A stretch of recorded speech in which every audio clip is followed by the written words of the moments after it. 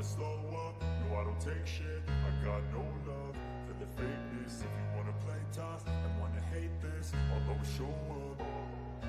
I don't ever slow up, no I don't take shit. I got no love for the fakeness. If you wanna play tough and wanna hate this, I'll always show up and make a statement. I don't ever slow up, no I don't take shit. I got no love for the fakeness. If you wanna play tough and wanna hate this, I'll always show up and make a statement. Everything I do so instinctive and so passionate. Every word I move so descriptive like an adjective. I got a vendetta against people who patented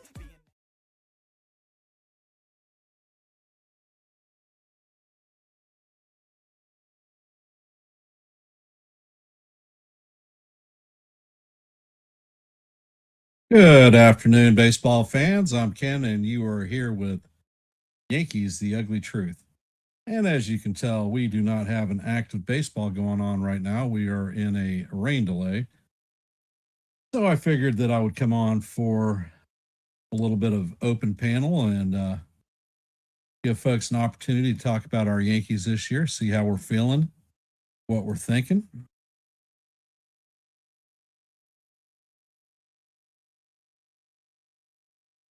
I will drop the link, and if you want to come up and say your piece,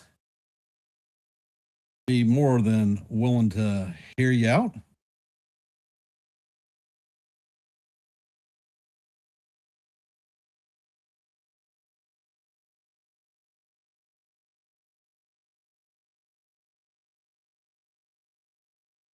Welcome to the stream. I want to thank everybody for checking in with us. Drop your comments so I can see that you're here. Hey, Nancy.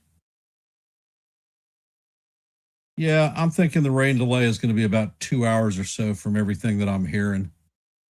So I've recalibrated the actual stream for the play-by-play, and I hope to be ready to go on at 3:30. So I figured, while people are sitting around, maybe give everyone an opportunity to talk a little bit of baseball.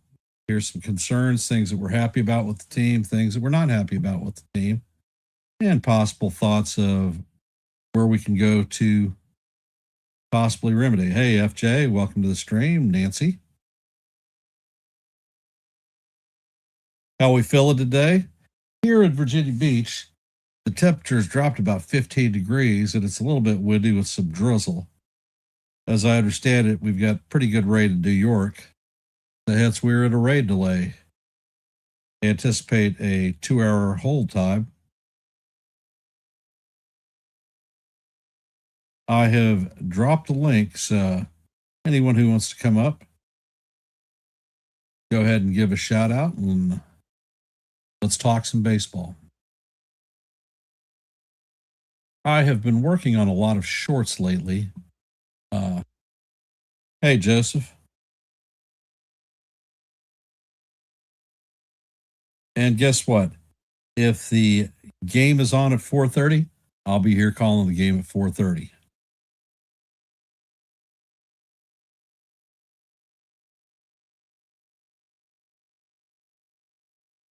Really. I guess it's just not a great day whatsoever across the country. Rain, rain, go away.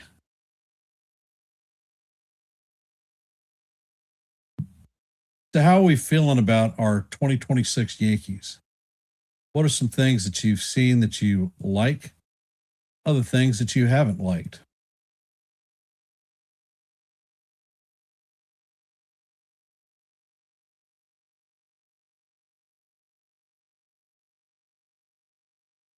For me, one of the things that's sitting at the top of my head, a lot of folks are hitting centric.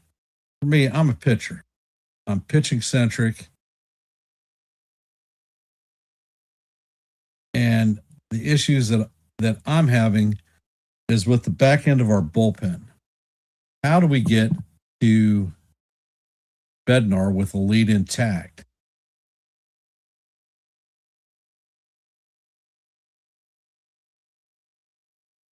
And let's see, what does Nancy have to say?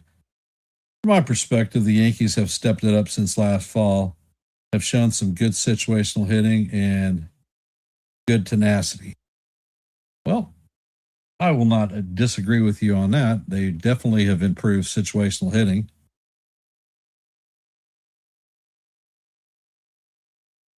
Yeah, the nature of baseball, you go through hot and cold streaks, and the Yankees are no exception to that thus far.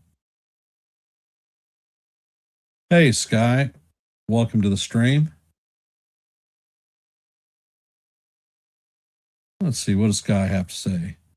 Finding wins to win the game late is good, but the bullpen is getting hit. About 5 of the 9 hitters need to get better.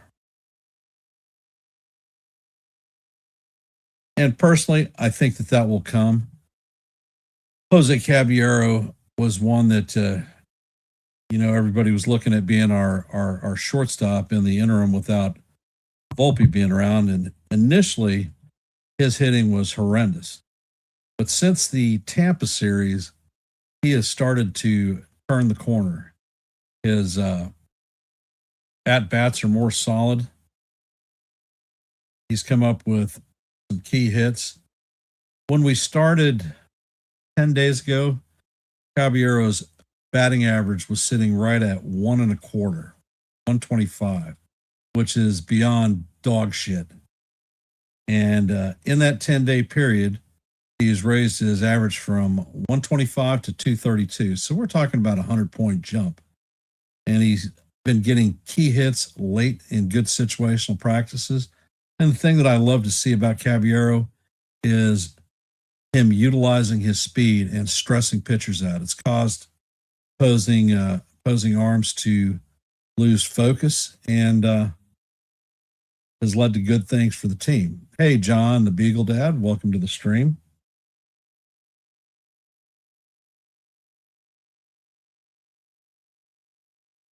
Yeah, Jake, that's not true. He's not getting the starting job back.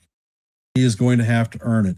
And me personally, if Caballero is playing the defense he's playing and hitting around the 250 mark, I think that he is going to shut Volpe out. The other thing that I look at, we have a 4-man bench with Rosario, Escara, Goldschmidt. Did I say Rosario? I don't think I said Rosario. So for us to bring Volpe back onto the 26-man roster, you can't get rid of Escara. You need a backup catcher, and Rice is certainly not going to do that.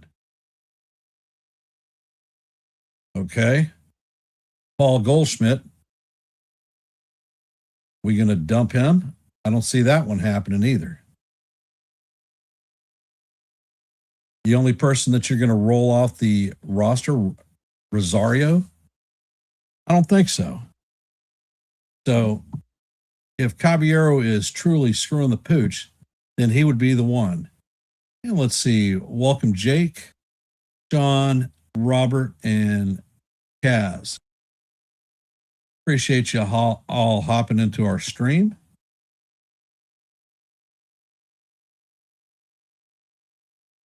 I'm dropping a link, so hop up and talk baseball.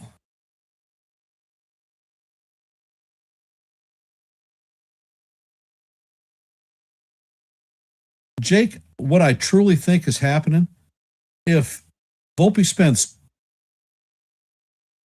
McMahon's not going anywhere. Certainly not for Volpe.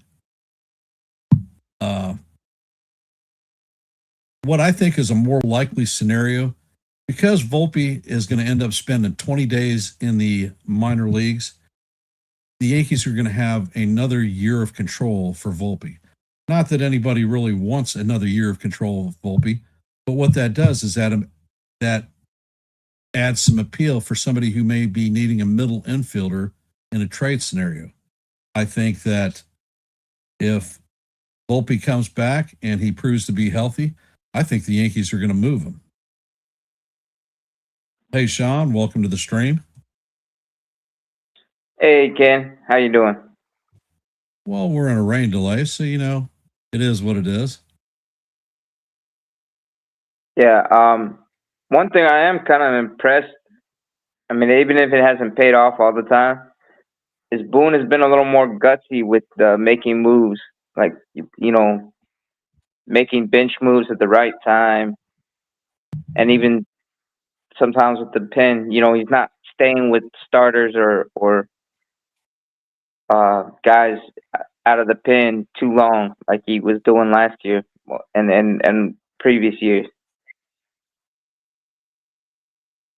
I think that's a fair point.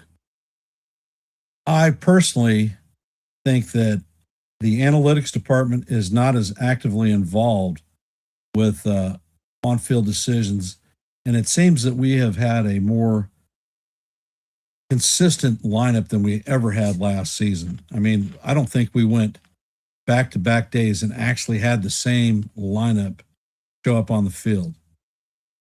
Yeah, no, we really haven't. I mean, you see him mixing down in the bottom, switching guys, or now you see like where it's not always Trent Grisham, it's not always Goldschmidt. Now we got Ben Rice for the first time, and obviously Judge, Bellinger, and Stanton are usually pretty much the same, but Stan's got the day off today. And let's see, we're going to address a couple comments in there. Robert, Uncle Ben Rice needs to be playing every day, period. Actually, no, he doesn't. He's going to take days off. It's called load management. And that's the way Major League Baseball runs. It isn't back in the time when people played 162 games. I think the average is probably about 150 games a season. Yeah, and the tops you'll see is like 155. Yeah, somewhere around there. Hey, NFE, welcome to the stream. Completely agree. Boone has more options, better options compared to the past. I have dropped the link. Anybody who wants to come up, as a matter of fact, I'll drop it again. I'm looking for a little bit of good discussion before the game actually starts because we will be calling it. Yeah. Hey, Infernus, welcome to the stream. And I noticed that more hitters are starting to hit. I mean, God's honest truth, the Yankees are a better squad than they were last year. They were a better squad than 2024. All the pieces aren't clicking together yet, but I think it's going to happen. Yeah, I think so too. And I mean, one of the things that we as Yankee fans, well, not me, but a shitload of other Yankee fans have no patience whatsoever. Yeah. And the basic assumption for me that I would make is that Cashman and Boone actually know what the hell they're doing.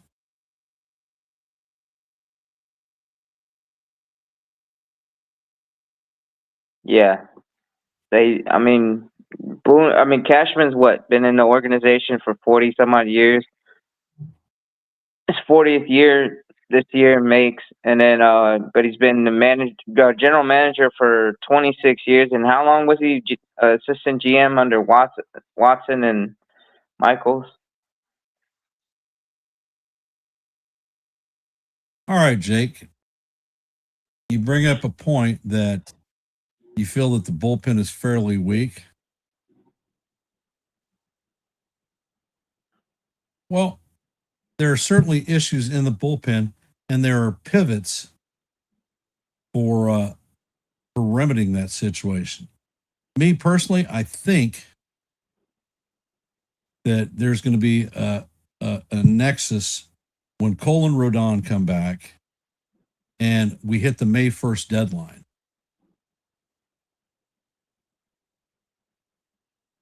Yeah, and I think that there will be the possibilities of, say, bringing up a Carlos Legrand to come into the bullpen as a leverage arm.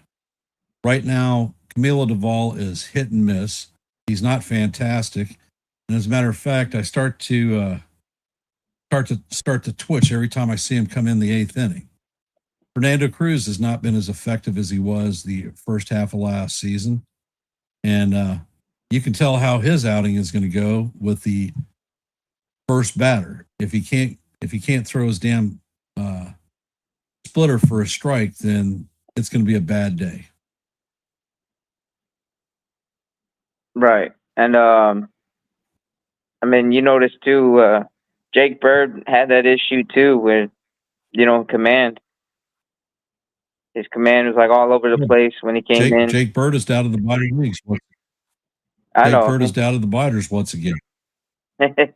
Yeah. And then they just Jake Bird is not an issue.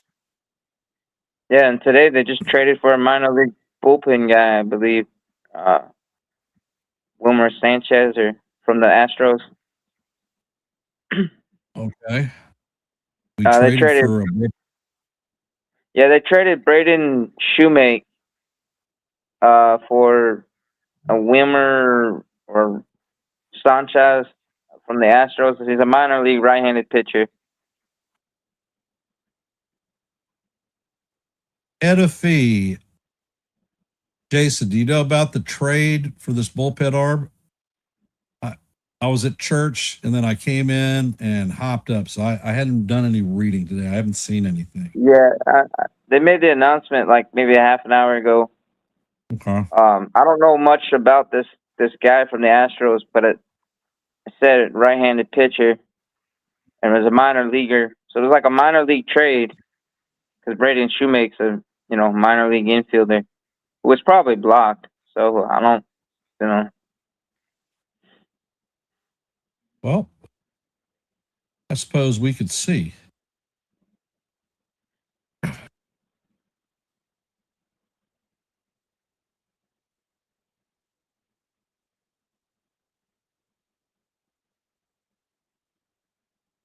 But yeah. And I mean, Ascara had quite a day yesterday with that almost 2 triples in one game. Well, Ascara, he's got a little bit of pop in his bat. We saw it yesterday. Are we going to see that consistently? Who knows? He is a backup catcher, so there's only so much that you can do with it. Yeah.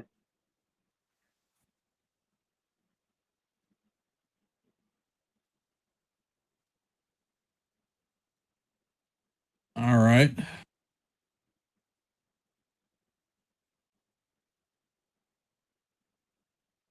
Not a hell of a lot on this guy. He's currently at AA ball. Okay. We essentially traded a minor leaguer for a minor leaguer. Yeah. That was kind of my initial thought, but and people were talking about our bullpen needs help, and then I'm thinking, well, let's see what kind of trade this is. But this is like probably another project piece. Well, he's a AA guy, so most likely. Yeah. Kaz, Rice is hitting over 300. Rice is currently hitting 339. Has a OBP of 468, a slug of 774, and an OPS of 1243. So he's solid. Over there on 161 River Ave, he had a show a few days ago. Jason talked about extending some players to longer term deals like the other teams have. The number 1 and number 2 prospects this season have both been extended for long term deals. And one of the players that was brought up was Ben Rice, another one, Cam Schlittler. And I would certainly consider extending both of those folks. Yeah. Oh, I would do it too. I mean, yeah, more, with these longer contracts, they lock these young players up for more years. and then you avoid the whole arbitration stuff. Well, Ben Rice is going to be heading into his first year of arbitration. And that's when it starts getting expensive on players. I mean, the Yankees could do themselves a favor and offer him an extension during this season, or hard to say with regard to the up and coming possible lockout / strike for next season, because once that battle line is drawn, there is no player activity that's going to be allowed. You won't be able to extend people, sign free agents, anything like that. Baseball is just in a bubble. Yeah, but I think it might be more of a foregone conclusion that it's going to be a strike or a lockout, because I mean the players' association is like under this upheaval of their management.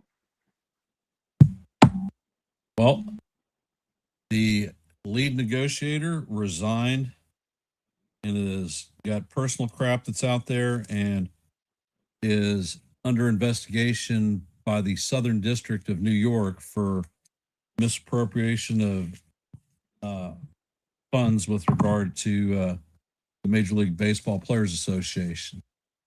And I don't know if you follow the law at all, or regard to stuff like that. The Southern District of New York generally handles high-profile RICO cases, and when they pin yours to the wall, you're in big trouble. I mean, they're also handling the Ortiz Class A case with regard to them shaving pitches. Yep. But with regard to Rice, he's coming into his third major league season. He's shown a steady improvement. His defense is a work in progress, but with Paul Goldschmidt there as a first base mentor, I believe that he will get there. And I truly believe that Ben Rice is the lockdown future first baseman of the New York Yankees. Yeah, I think so too. And he's already shown some signs of improvement on defense. Like some of the little adjustments.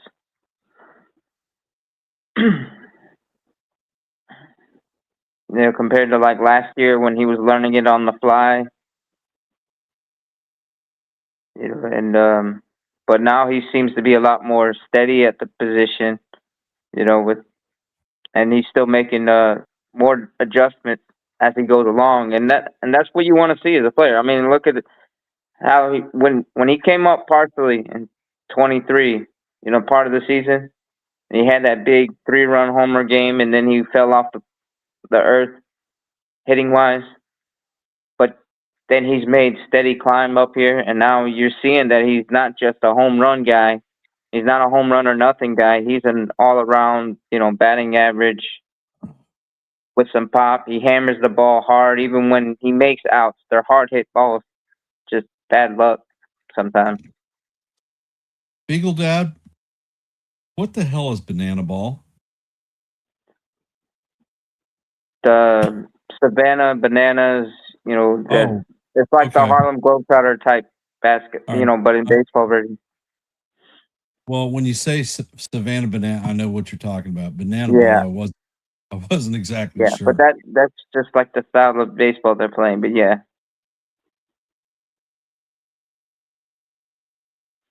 How do you feel about Jazz Chisholm? Believe it or not, I'm actually frustrated with Jazz Chisholm's play, and it's more I'm frustrated with not the play in particular, but the emotional. He gets upset with the umps. He does the stupid challenges on the ABS system, wasting our ABS, and then he's too busy worrying about it, and he can't even get a hit, or he barely gets a hit, and then he's still like acting immature in my opinion. I mean, the talent's there, but he was talking before the season in spring training that he was going to be 50-50 guy, joining Shohei, and I'm like, back up where your talk is. And right now he hasn't. He's just been a head case, and his defense has suffered a little bit here and there. Well, at this point of the season, Jazz is hitting 164. His OPS is a 498, and he is damn near at the top of the league for strikeouts. He is tied for the team lead in strikeouts. And with regard to his ABS challenges, he is the third worst challenger in baseball, having made Wow. 5 challenge attempts and had 1 call overturned. A lot of his attempts are right down the heart of the strike zone. I don't know what the hell he's thinking, but that could be the emotional. Yeah, I mean, Hey Ken, that's- how's your morning going? When is the rain delay going to resume? Is it the game is in a rain delay right now for the Yankees? The game is a rain delay. You know when it will resume? How long is the rain Probably- delay? Is it a Probably 3:30 to 4:30 Eastern Standard Time. A few hours. Sean? So, what are your thoughts on the Yankees? How many you think they're gonna win a lot of games this season? Like, how much faith do you have in your team? Like, with the players that you have right now, and how well? Who do you have? Who do you like a lot on this team? Do you like Aaron Judge? Do you like Jazz Chisholm? well, the first question you asked, I have a lot of faith the Yankees are going to win a lot of teams. I mean, early in before the season, I was picking them to win about 102 games. I still believe they're going to win around there, you know, hit it, give or take. But right now, I mean, you've seen that they jumped off to a 7-2, or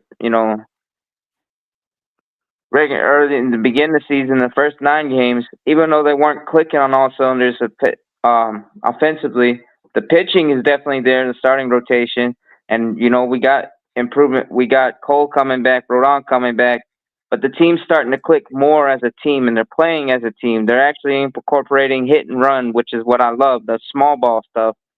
But there's still desire for more consistency day to day. But I still have faith in the team. I'm a ride or die Yankee fan. But as far as players I like, I mean, obviously I like Judge, but I like Caballero.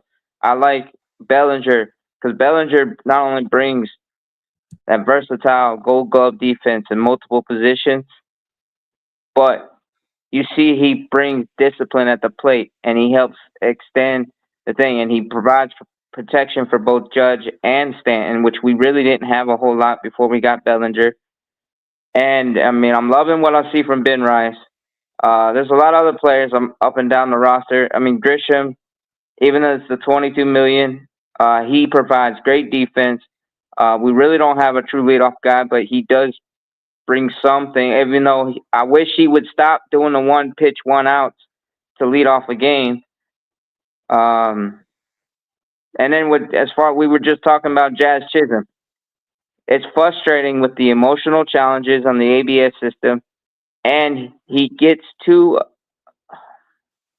much in his head, and it affects his game. And he needs to just stop thinking about and worrying about what call the ump's gonna make, and just play his game. He's got all that talent for a reason. He's just got to let his play do the talking for him. But yeah, and then I think it's going to be a great season. It's just, look, you see the Rays, they're in first place, but they're not afraid to bunt to death. And yeah, we got to play better against our division opponents, like the Red Sox coming up. But I yeah. mean, I've been a Giants fan for 11 years now. I love my team. I love Rafael Devers. I love Matt Chapman. I love all those guys on that team. And we just we're playing the Nationals today, and we won the first 2 games of the series, and we got one more game to get the sweep. So the Yankees are also going for the sweep. So that will be history for my team and your team to get the sweep today. Because I really wanted the Giants to sweep the Nationals. I don't like the Nationals at all, and I don't like the Royals as well. I don't like Salvador Perez. He always comes in. We play him. He always gets hot and hits a lot of home runs and gets hot. I'm like, I don't like that about Perez. I mean, he's a power hitter. Every Well, time he steps to the Salvador plate, Perez. he creates a lot of damage every time he steps to the plate. You that guy, you never know what that guy's gonna do when he comes up to the plate. Well, Well, what do you Sal Perez is, expect? Salvi Because Perez is going I to went. be he's going to be a first ballot Hall of Famer. That's what he yeah, does. He comes to the game and brings clutch. So that's why whenever I see the Royal, that's why I have an intense dislike for the Royals because I actually went to the home opener when the Royals played the Giants in San Francisco for their home opener. I was there and we lost that game to on Perez, and he killed us in that game. That's why I want you guys to sweep the Royals. I don't want to see this Royals team win today. I want you guys to take care of business and sweep them. I yeah. mean, But But if you they sweep have them, please sweep them for me because I do not like the Royals at all. They're not. the They. Royals I don't have like some Perez. And Perez sickens me every time he comes up. the Royals have some exceptional players on that team. Michael Garcia, their third baseman, fantastic defender and good solid stick. They have Bobby Witt Jr., who is conceivably the best shortstop in Major League Baseball. They have got a vacuum cleaner over at first and Vinny Pascantino, the guy that I call Sasquatch. Salvi hmm Perez, he speaks for himself. right. So hence, they're they have some very, very fine players on that team, and there's a reason that they win. Yeah, I'm and curious for you, SGA. You guys are sitting at 9-12 on the season and looking up at the Dodgers. What are the Giants going to do to become competitive I in the mean, NL West? the Giants are 9-12 in the standings, and we're on a two game. We're on a decent winning streak. We're on. In I your think last we're on a in three. your We're on last three. in We're on your a three last game winning 10 streak because we won that last game, and then we won two games. So I think we're on a 3 game winning streak right now. We just won two the more games right now. the So Giants are 6-4 in their last 10. They're on a 3-game winning streak. Their home record is sub pitiful. They're 3-7 at home, 6-5 away from Oracle Park. So I predicted that the Giants would win 80 games this season. And at this rate, I don't know if that's gonna be a logical possibility right now at this rate that they're 9-12, 3 game winning streak. I'm not sure if they're gonna win 80 games this season. I mean, I know it's 162 game season, and they have a lot of games left in the season. So Of yeah, I course, mean, they have a lot of games left. I mean, it's a whole season is still remaining for the Giants. I mean, they just played like how many games have the Giants played right now? uh, 21. So they have a lot of games left. So what about your Yankees? I mean, your Yankees have a lot of games too. Do you have faith that you're gonna win at least 80 some games, or I don't know the if I'm saying the My wrong my number? my predictive analytics for the Yankees this year was that the team was going to win 97 games and take the AL East. So like when you're doing the Yankees game right now on the rain delay, I had to do a stream on my channel where I had to sit through a rain delay and I couldn't sit through it and I had to end the stream because the rain delay was too long. So I can clearly see how you guys are feeling right now with this game and the rain delay. Well, I didn't end the stream. I didn't start the. No, no, no. When I did my stream for my show, I had to end it Oh, because I couldn't sit through the rain delay. It was too long, so I had to just end the stream and say, "Have a good one, guys." And I can't, and then I just ended the stream. But like when my parents told me when I do a stream, they say you should talk about what you should engage with the viewers, even if it's a rain delay. Get the viewers engaged, talk with your viewers, talk about well, stuff. SGA, Don't what do end you the think? stream. What do you think they're No, doing here? No, I'm We saying broke. when I did it, I didn't do that. So I should next time that was my fault when it was a rain delay. I should have talked with the viewers and engaged with the viewers. I didn't do that. I just ended the stream. I was too, couldn't stand the rain delay. So I just ended the stream and told people that I can't wait through this rain delay, guys. This is too stressful. I gotta end the stream now. I gotta go. Well, you could have talked Giants baseball, things that you like, things that you don't like, things that you think need to be improved, possible moves to be made, because I know there's a crop of young talent sitting down there at AAA that's on your 40-man roster. You could have attacked those approaches. Logan Webb hasn't been off to the greatest start of the year, and he's your pseudo ace. So, I mean, there are things that you could talk about there. You could talk about how you think the World Baseball Classic has affected some of the key players on your team with regard to hitting or pitching. So, Jonathan, I have a question for you. What are your thoughts on the ABS system? Do you disagree with the ABS system? Do you like it? Do you I dislike like it? Do you think they should abolish it? What are your thoughts on that? I like the ABS system. I like the fact that it's quick, and it makes the game more accurate. I guess it takes. But for me, I don't like the ABS system. I kind of dislike the ABS system because sometimes when the umpires call it, they call a You're ball when it's you're supposed to be a asking strike me and a strike when it's supposed to be I a want. ball. Like I don't agree with it.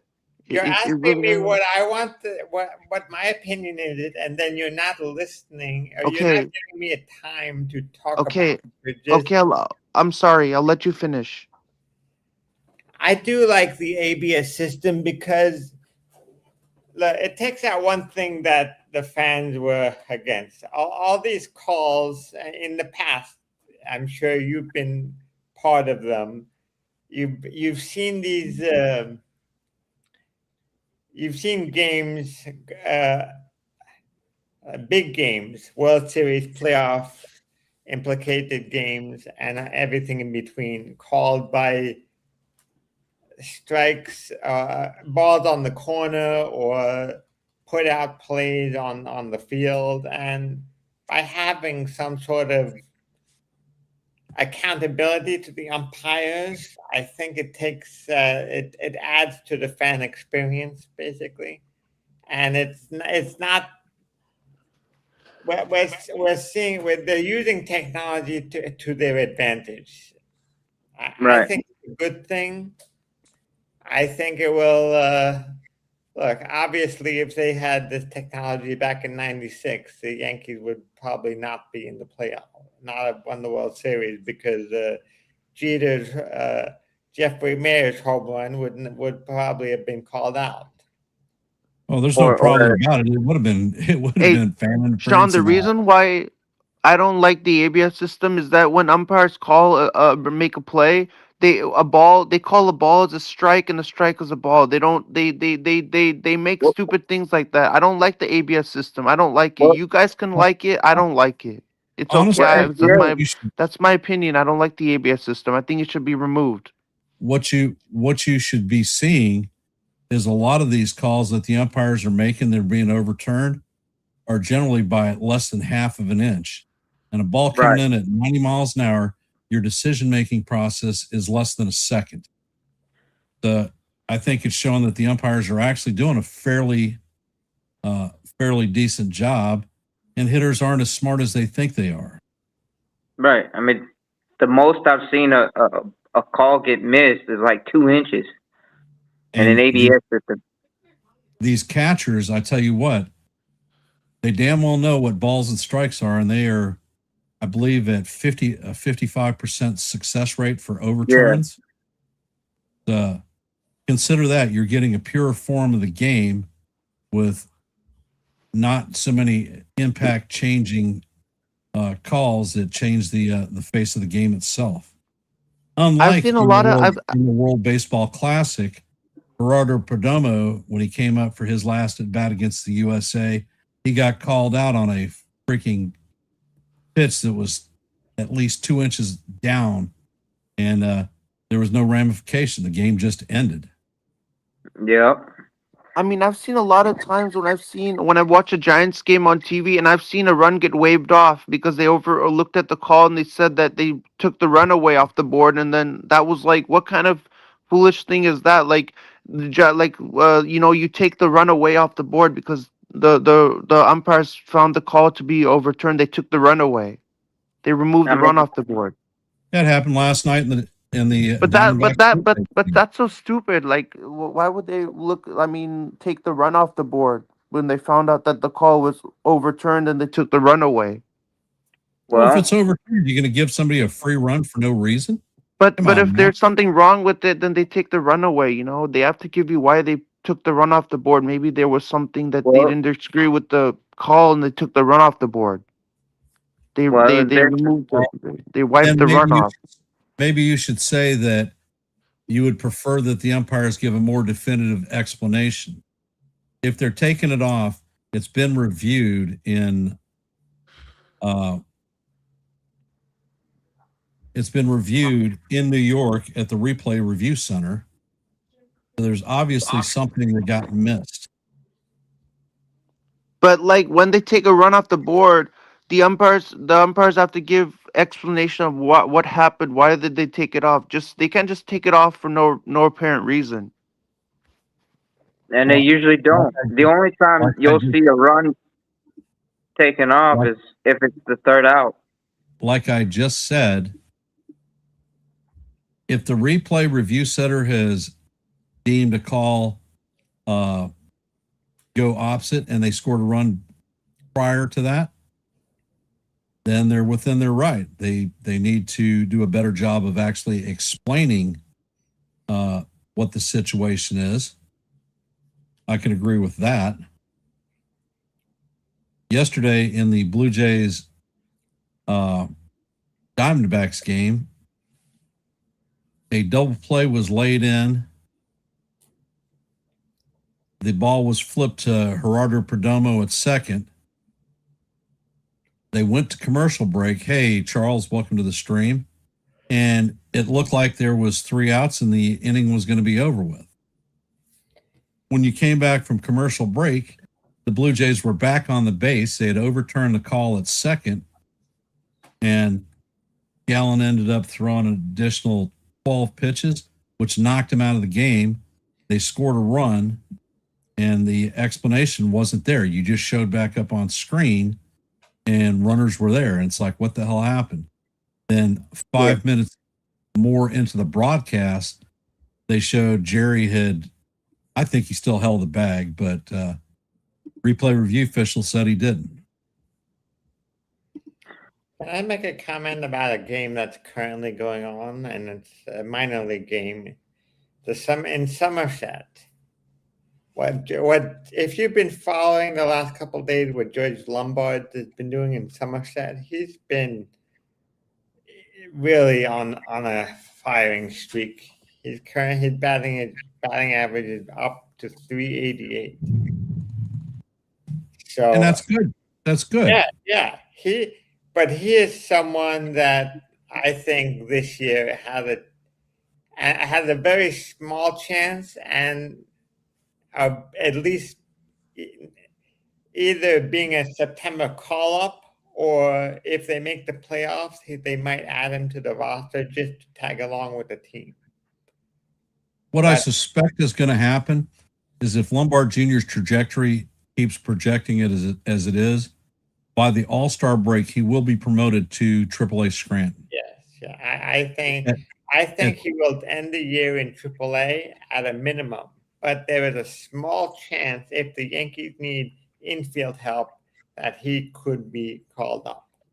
And remember, under the current CBA, they are allowed to call up 2 players in the September call-up. Yeah. So you have to look at what your genuine need is. Are you going to call up a Spencer Jones? Are you going to call up Spencer Jones is already on the 40-man roster, so I think it's a no-brainer to call him up. Well, then if you call him up, you can't call Lombard Jr. up because you're going to pull an arm. Oh. And then that becomes what ERC or Lagrange.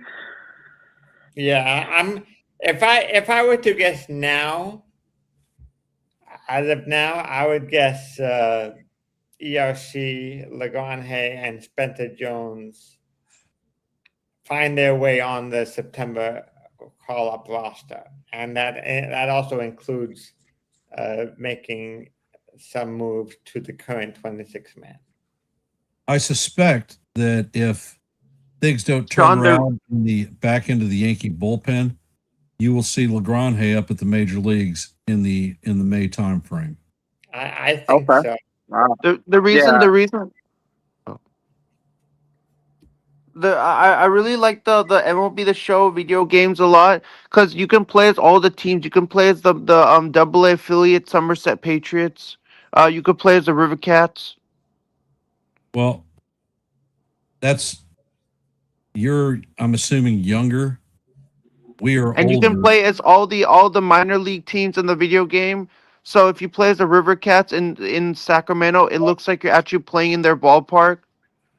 I think A for me it's video game has realistic, no implication of what happens on the field during a live event.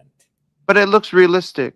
Of That's what they're course, trying to. They're trying to like make it look Well, like you're actually playing a real game. That's what I know. It's a virtual video game, but they're trying to simulate what would be a real game. What would look like.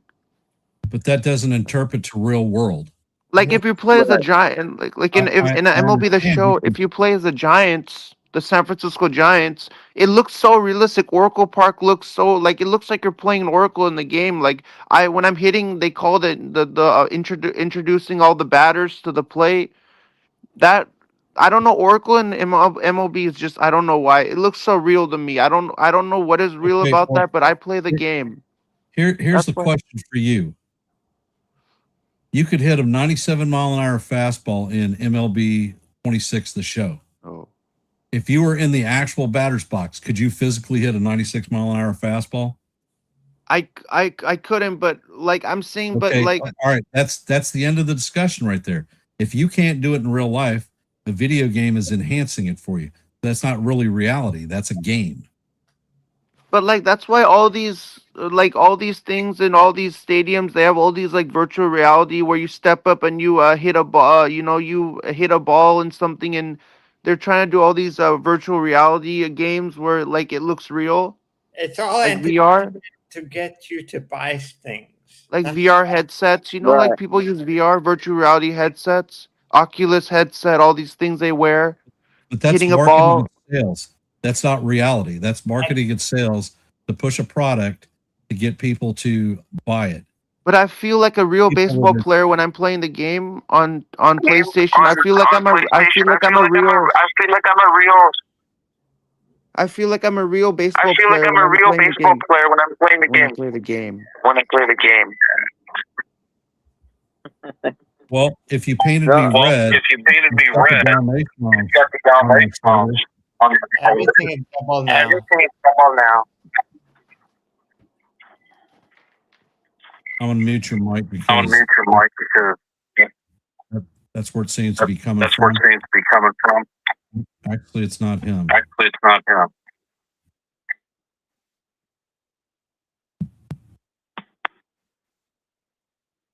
All right. How about now? Is there an echo?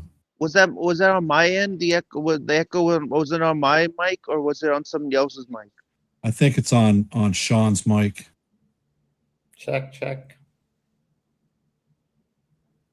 Well, SGA, if you painted me red and stuck a Dalmatian on my shoulder, I might feel like a fire truck, but it doesn't make me one. So when I hit a home run in MLB The Show, I feel like I'm a baseball player stepping up and hitting it. I feel like I'm stepping into the shoes of an MLB player. And that's marketing. It's not reality. It's a game. And it feels cool when I do that. Sure. And you're going to get your bang for the buck purchasing whatever game system you use in that game and whatever associated gear. And whether it be Sony or Xbox, they're going to be happy for you paying it out. And then when I play the game, I even try and look like an actual player. I wear the whole get up like a baseball player with the eye black and everything, and step up and hit a home run. Wow. You know, like the Giants get up with the eye black and everything. Yeah, I played ball And and I never the wore eye whole black. I didn't make myself look like a freaking pirate. I went out there and I played ball with the gear that I had, and I was pretty successful at it. my dream to be when I'm playing the game is somebody to record me, take a video of me playing the game, and then see like, look, this guy looks like a player. Maybe the Giants might want to take me. Then again, maybe they won't. Maybe if they need another pitcher, or maybe if they need another batsman. Okay, good luck with that. That would be. I went to the Fan Fest last year in Oracle Park, and I took a picture in the dugout, and I showed it to one of the ushers who were working at the ballpark. They said you look like a ball player. You should play for the Giants. They looked at my thing because I did look like a ball player. They said that. That was a compliment. It was the first compliment that one of the ushers at the ballpark told me. That you look like a ball player. You should play for the Giants. And I said, should I play for the Giants? They said, go ahead and try. Well, that would be. You think you can play? No, but they looked at me and they said that this guy looks like because it was a compliment. They were complimenting me that, you should play for the Giants. SGA, the guy was an usher. He's not a Major League Baseball talent evaluator. But they told me you should play for the team. Okay. You should audition for the Giants. If they have auditioned, open tryouts, you should try out for the team and see if you make it. Have you ever thought that might be just part of his job to compliment the people who pay them? No, but they're saying that to me. They're saying that they're complimenting me, saying that you look like an actual ball player with the whole orange jersey and everything. And what about everybody else? They're trying to be nice. Did they say the They're same? the ushers that work at the ballpark. They're trying to be nice to me to say you look like a ball player. You should play. The conversation completely away. I take compliments every single day. All right. People compliment me. I take it. Let's get back to. I appreciate compliments. I love people coming up to me and telling me that I'm the best person in the world and stuff like that. Nobody is gonna dislike being told that they're good at something. Hey Ken, I can't hear you now. You're muted. Are you muted? I can't hear you. No, I am not. No, I can't. No, is that my audio or what? Yeah, sometimes it's your audio. Because I cannot hear. Because is he muted? Because he was not. It's like he was talking to the air or something. No, Ken was. I could hear him loud and clear. No, but I don't know why I could hear. Why I couldn't hear him? Because I was talking. I could hear him before, and now I can't hear him now. I don't know why you can hear him and Jonathan can hear him, but I can't hear him. Jonathan, can you hear me? I don't know what's wrong with my mic setup here, but I can't. Everybody can hear him, but it looks like I'm the only person who can't hear him.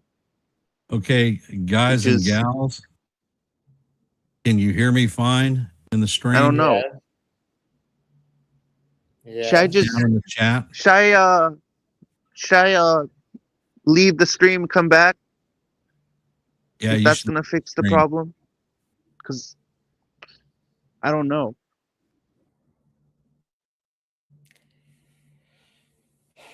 So what are you thinking about today's game once they start?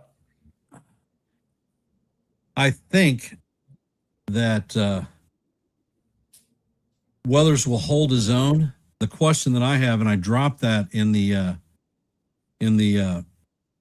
actual play-by-play stream, is will the Yankees give Weathers any run support?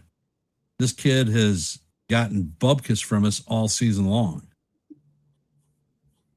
Much like they used to do with Montgomery. Do you can't think the batting order is a benefit to him or not? They just haven't hit when he's been on the bump. I don't know what the history with Cole Wiggins is. Reagan's is an excellent left-handed pitcher, and he's dented us a few times. Yeah, he's given us fits for sure, and I think that's why you see a lot of the Goldschmidt, Rosario, um, career lefty killers. If you look at our team's history for the active roster right now, there isn't a single player who's gotten a hit off of Reagan's that's on the roster. Wow.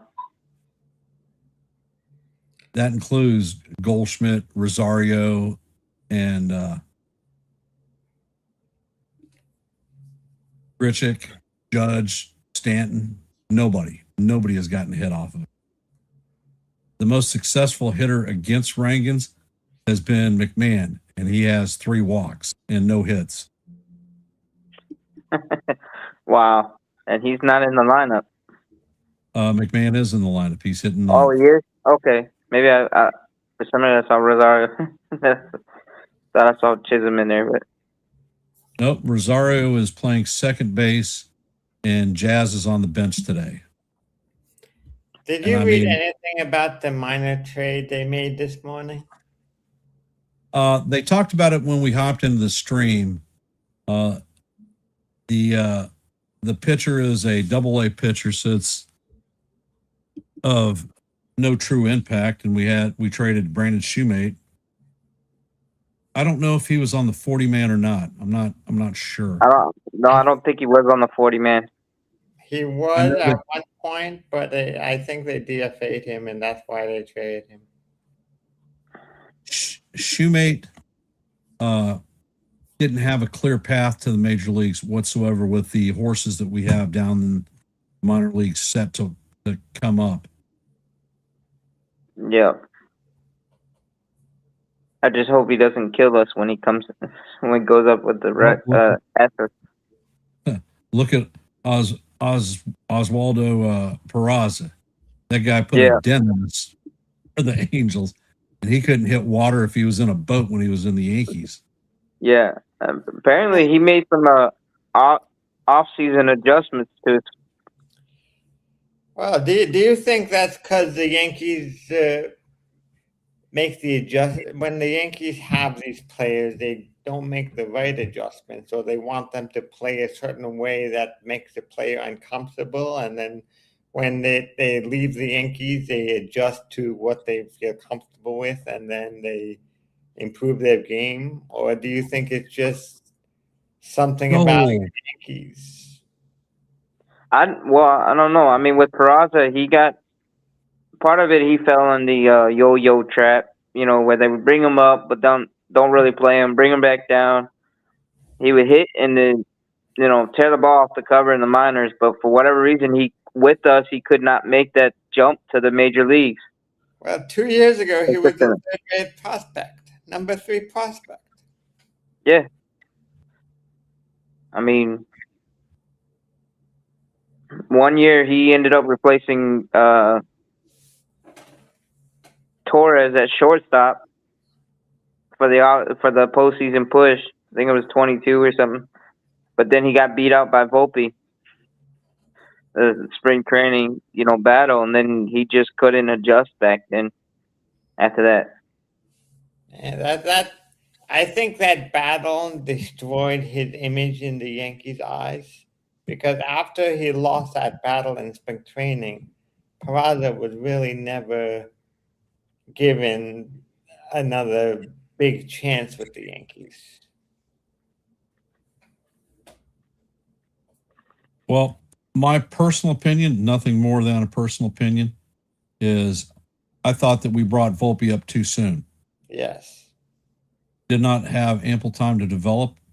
And I mean, his glove has been all right, not spectacular. He is never been a true hitter for the team. So, he topped out at what, 241 as a batting average? Yeah, last year he had 241 batting average. Volpe would have been beneficial for Volpe to spend at least a month or so in AAA and get some at bats before making the major league debut. Yeah, he had 22 games at AAA. Well, that's less than a month. So, for both of y'all, what do you think is going to be the progression with Anthony Volpe? If he is brought up to the major leagues, who is going to be sent down or DFA'd? Probably Well, Grichuk. Grichuk, most likely, but even though he's Grichuk, I mean, the other option they could do is they could, I don't know, Schumann. I don't know. But yeah, I mean, I see him platoon. I see Volpe platooning with Caballero. You know, shortstop. But But then, you have to make a roster move. right, Somebody has and to come off the roster for Volpe to come up. Who is that going to be? I think it's going to be Grichuk because Grichuk hasn't really provided anything, and Rosario can play 7 positions. Grichuk, So Rosario you're not can't play 7 positions. Hell, Bart Rosario can barely play 2. okay. Well, they put Rosario out in the outfield, and Yeah, and what happened yesterday when they put him in the outfield? well, there was a hit that normally Judge would have got. He overran the ball and Overran gave the up. ball. But the other one on the line, wasn't that something that Judge would have got too? Yeah. And even the one where he overran the ball and you know, it went over his head. That's something that Judge would have made an adjustment and thing. And I don't know. I also I mean, think Jazz is looking at his last year as a Yankee. do you think they actually trade him when they bring up Volpe and just swap out infielder for infielder? You think they might trade Jazz? I mean, it's a possibility. I mean, It's a possibility. However, as much as I don't see that happening, if they're the team that's willing to give you some value for a guy like Jazz, I would be open to see what his market is like. trade him for a reliever.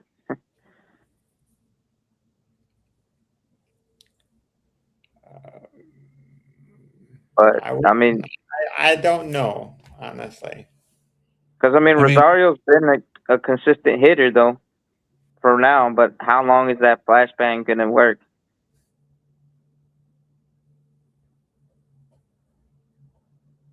Well, honestly, with Cole and Rodon coming up, they're in our bullpen. They're not the only person that has options is currently Angel Chavi. Right. Brian Weathers has an option. What about Hendrick? Hedrick has an option. But he is one of your 2 left-handed guys. Yeah. Right.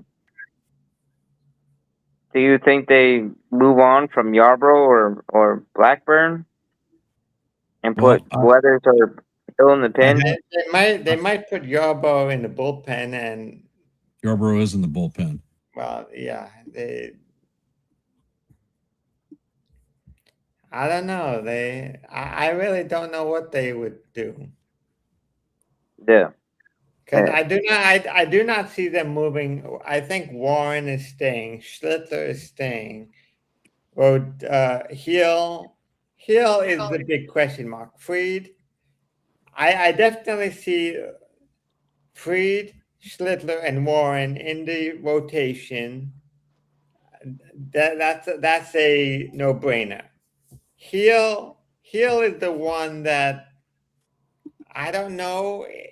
It's possible that they could swing a trade for him, but we will see. Because if you have 2 starters, if you have Cole and Rodon coming back, does that make Hill expendable and tradable? Maybe. Distinct possibility.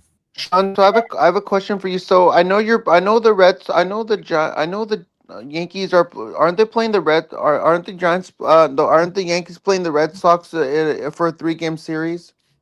Yeah, Yes, starting Tuesday. we'll Who do you start on got? Tuesday. Who do you got? The Yankees pitching Game 1 against Boston. Who do you got pitching Game 2 against Boston? And who do you got them pitching the final game of the series against Boston? Well, Well, slotted is Hugh. the way it's going to line up is you're going to have Fried pitch in game 1.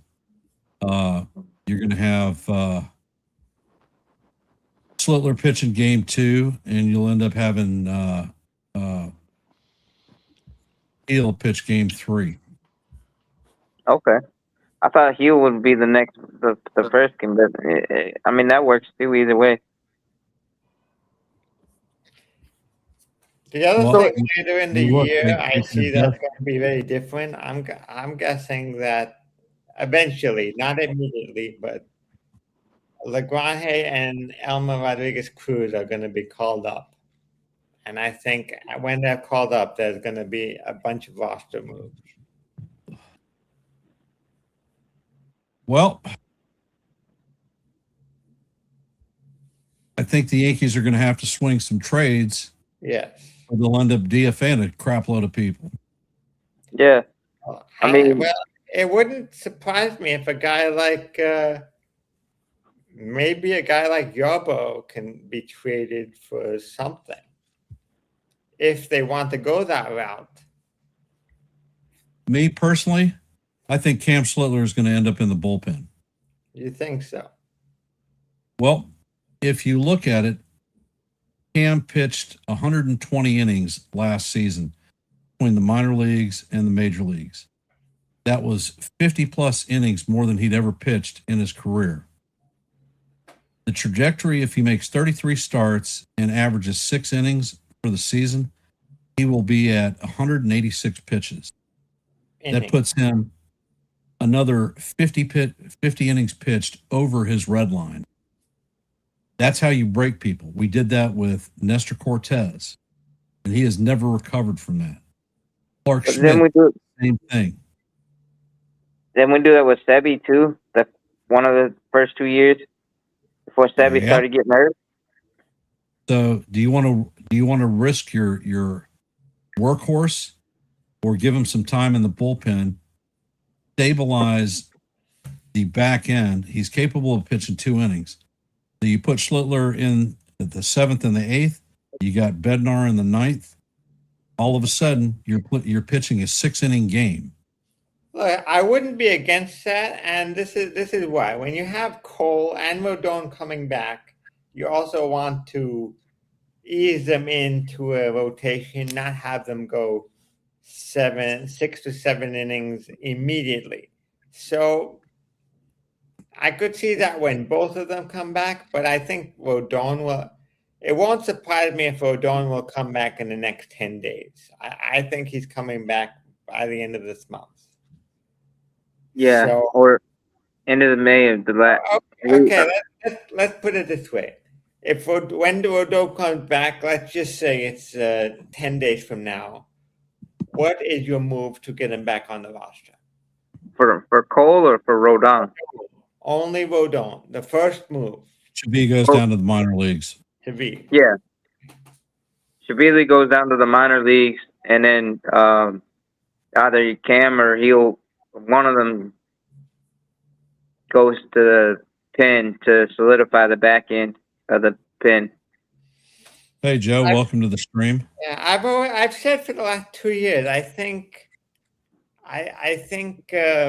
Hill would be a better bullpen arm. Yeah, But that's just my opinion. If Jonathan, he had great control, I would say Hill might even be a good closer. Sean, so who would you be? Who would you be your Mount Rushmore of Yankees? And then you could go current or past. You can go former Yankees or current Yankees, whatever. And you don't have to be in any particular order. You could just go all. You could bounce all over the place if you want. I don't. Why I do just we want care your about top this? 4 Yankees. Why do we care about this right now? I'm Yeah, just I mean, asking but I'm We're just talking. asking if you would put on a Mount Rushmore, if you would put your top four favorite Yankee players that you like right now, who would that be? And you could well, go I mean, Jeter, you could go Mantle, you can go Rodriguez, you could go anybody. Well, it would be his top four. So hence, it's my top four. I mean, you're talking. I mean, if you the Yankees have too rich of a history. I mean, you got. I mean, Ruth and Gehrig, but those are like all time. But No, yeah, I'm I saying mean, I'm if saying you're if you do your top four, you can probably name two current Yankees and two former Yankees. well, I mean, Judge is definitely up there, but and then obviously, Jeter and Posada and some of those other guys from the core days for in recent times. But yeah, I mean, Mariano's up there too. I mean, because he's the greatest closer of all time. But yeah, I mean, I'm not going to be focused on what's my Mount Rushmore for Yankees right now. We're trying to talk about currently and how we're going to navigate, when Cole comes back and Rodon comes back. And, I mean, my question for you, SJ, is how are your Giants going to make an adjustment to where their struggles with this season? hey, Chef Nick, welcome to the stream. I know my team is struggling, but we're 9-12. I mean, we're it's very everything is very optimistic right now in San Francisco. I mean, like I'm not gonna give up on my team right now. Six. We're 21 games in. I'm not gonna give up on my team at this point. I'm gonna keep riding with my team. No matter what, how awful my team does this season. I'm still gonna support this team no matter what.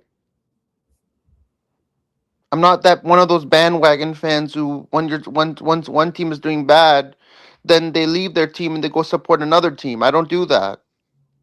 I'm not that type of trader who will break ties with my current team and then go and support some other team that I have no like for. Like I'm not going to go and support the Mets. The Mets have the worst record right now. They're on a 10-game losing streak. I'm not going to support the Mets.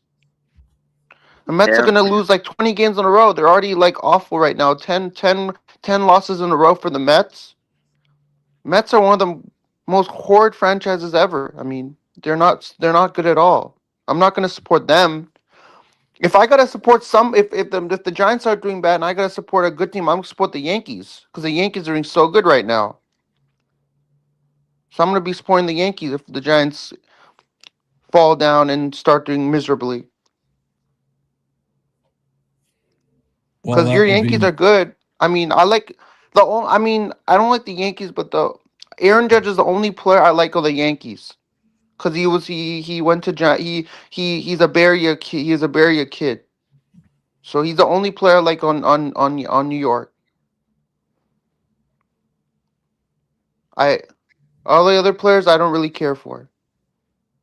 I just care for Aaron Judge.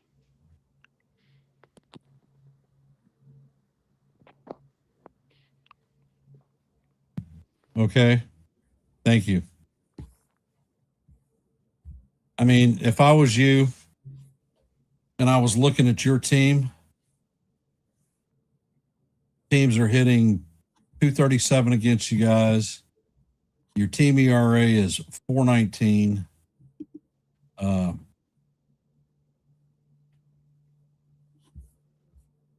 WHIP is 1.34, so that's a little high. The all around, the Giants pitching is not very good. With regard to hitting, they've only scored 75 runs this year. That puts them at 24th. They've only hit 13 home runs, which puts them at 29th. On base percentage is 296. That puts them at 27th. The slug is 369. That puts them at 22nd. That's the bottom 10% in the league. I know With our regard pitch. to I know offense. our pitching isn't so good, but the pitchers on this team are working to get better. I know they're not up to par. Like Robbie Ray's on the mound today for the Giants, and they're playing the Nationals right now, and it's currently a 0-0 ball game. Nobody's scored a run yet, but it's in the top of the fourth inning.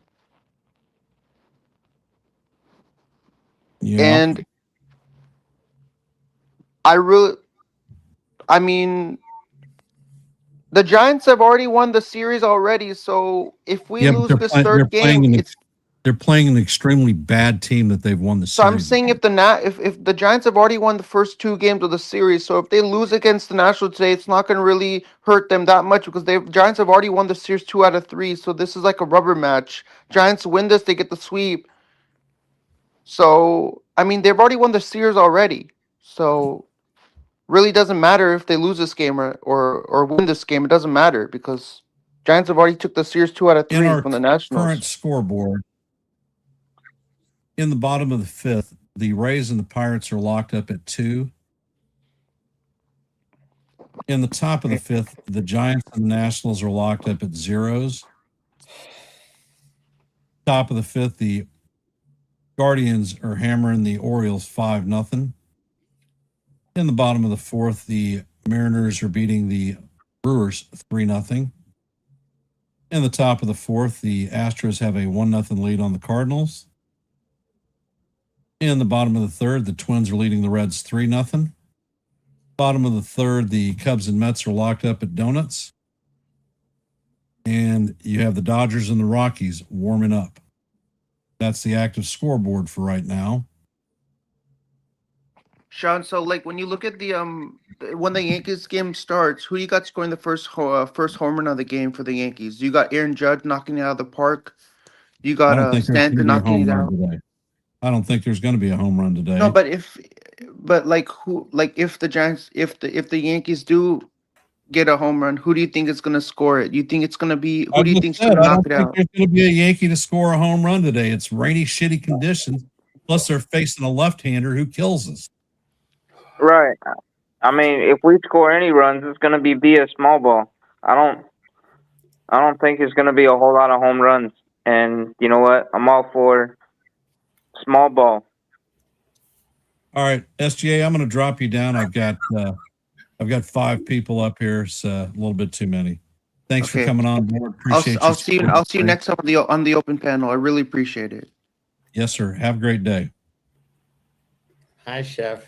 Oh, hey guys. Well, SGA, take care, brush your hair, love, peace, and hair grease. Oh, wow. Good to see you guys. How are you? How's everyone? That's awesome. We're finding entertainment during the rain delay. Of course it is. Of course it is. I love it. Oh, man. Anywho, what are we talking about? The Yankees, football? We were just talking about adding Volpe to the major league roster. Who goes down? Ooh, interesting. Yeah. I really don't have an answer for that. That's very interesting. This was a topic of conversation in yesterday's morning stream in regards to Volpe. It's like, this is something that's going to be challenging to Boone, believe it or not. It's like with Cabby being a hot hitter, like, what are you going to do with Cabby? Are you going to bench him? I don't think that's a good idea. I think that, even with him, and Sean, you were on the morning show too, and you had good points as well too.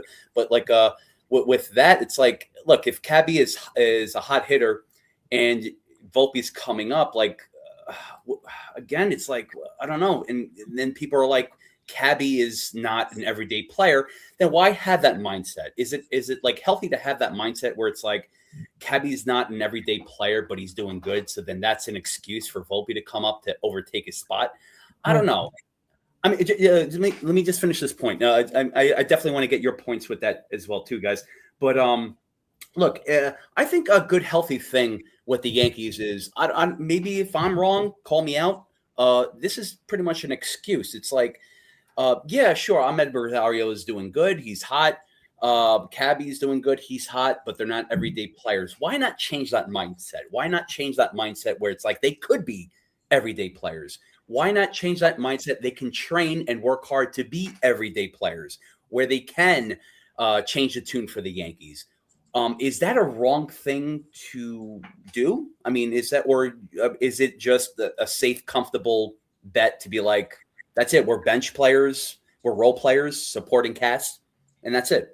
I mean, is that a wrong thing to think about? I don't know. No, it's not a wrong thing. Honestly, you're not an everyday player until you are. Okay. I don't look at that as a valid argument whatsoever at all. And I think with regard to Caballero has raised his average up to 232. I think if he raises his average to 250 or higher, he locks Volpe out completely. And he will be the everyday starter. Good. Okay. The one thing I would like to see, Volpe be a pinch runner and learn how to steal bases. Because when he was on an everyday roster and playing every day, after a walk, the Yankees situation, they never make the pitcher work. The pitcher basically, I've never seen Volpe jumping back and forth like a rabbit, never trying to steal a base. And I don't agree with that mindset. When you ever have your fast guys, you should always have them at least attempt to steal or make the pitcher more nervous so he throws over or disrupt his motion. Something with the runner.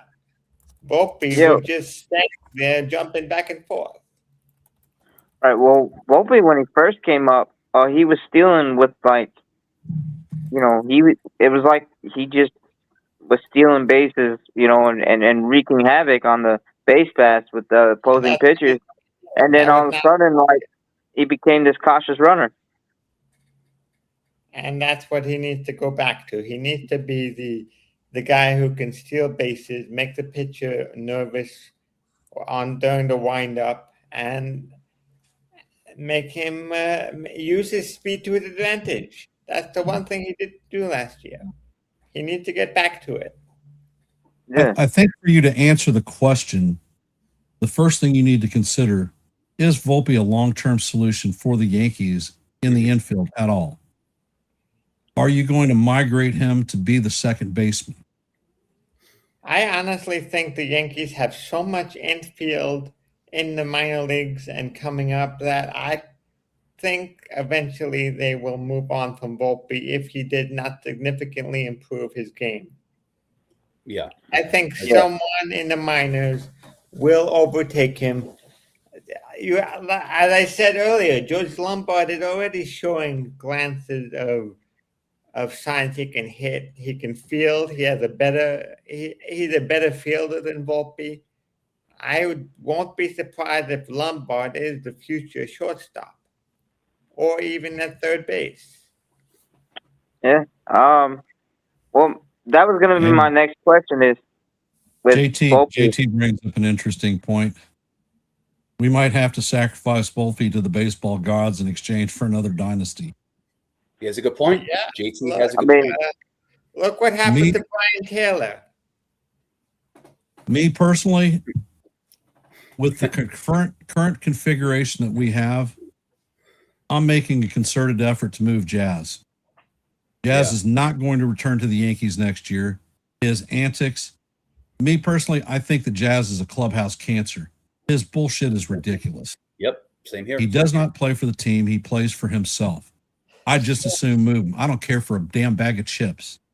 I would stick Volpe in there at second base. You want him to be at second baseman? Knock yourself out. You have him for 3 more years. If you can't show at second base for 3 more years, you have Caden Kent coming up. You have Dax Kilby coming up. You have Lombard. Yeah. You have George Lombard Jr. I think Lombard Jr. is going to be your third baseman. You've got a lot of years of control with Caballero. Caballero could be flipped to being a second baseman. He's part of a great double play combination now. And then we got Max Schumann, right? And then in AAA. Max Schumann was wasn't he dropped earlier today? No, that was Shoemake. No, that was Shoemake. Shoemake? Shoemake was the guy we traded for the minor league arm. Sometimes it's hard to keep up with the names. I know, right? Shoemake. They're both same profession, shoemakers. Yeah. You have to look at where you think Volpe is going to be in the big picture. Yeah. Well, would you? My question was: would you risk experimenting Volpe at second, moving him over to second, and having Caballero Volpe? Without a doubt, because Volpe is used to the double play combination. It's just a different aspect on how the ball is coming at you. I don't believe particularly that Volpe has a strong arm for shortstop. However, I think that he could be sufficient at second base. But the thing that's going to have to improve with Volpe is his damn bat. His bat has been nowhere to be seen for years. I mean, he had that his 2020. best bat year, and I don't know what happened. I don't know. Sometimes, you lose, players lose stuff transitioning from minors to major leagues. Stuff gets lost in transition. But, I mean, Volpe is what? In his fourth year? This is going to be his fourth year? Right. He's coming into his fourth season. So he's also going to he's going to start making a lot of money in arbitration after this year. Or being non-tendered. He could, if he doesn't perform consistently. It could be non-tendered if the Yankees. If I'm guessing, Volpe will be making at least $4 million next year. Yeah, if he doesn't get non-tendered. You think he will? If he doesn't perform, I see Cashman actually being like, well, good luck somewhere else. The two immediate things that you have to think about if you're the Yankee front office and Aaron Boone is Volpe's return. Where do you pivot from there? And the second one is Carlos Rodon's return. Where are you going to pivot from there? Because I believe that Rodon will make his major league appearance before Cole does. Oh, wow. So, has Rodon had a rehab start? If Rodon comes back before the end of this month. Okay. I can't remember if he had his rehab start or is it positive right before. He's supposed to have a rehab start starting this week. He threw a 50-pitch bullpen session and a 50-pitch live batting practice session earlier in this week with no discomfort, no pain. He had tweaked his hamstring, but apparently it was a minor tweak and there is no issues with it. Not going to affect his timetable for returning. Well, that's good. I mean, but I think they both come up in a close proximity, Cole and Rodon. I mean, how did Cole look on that rehab start on Friday?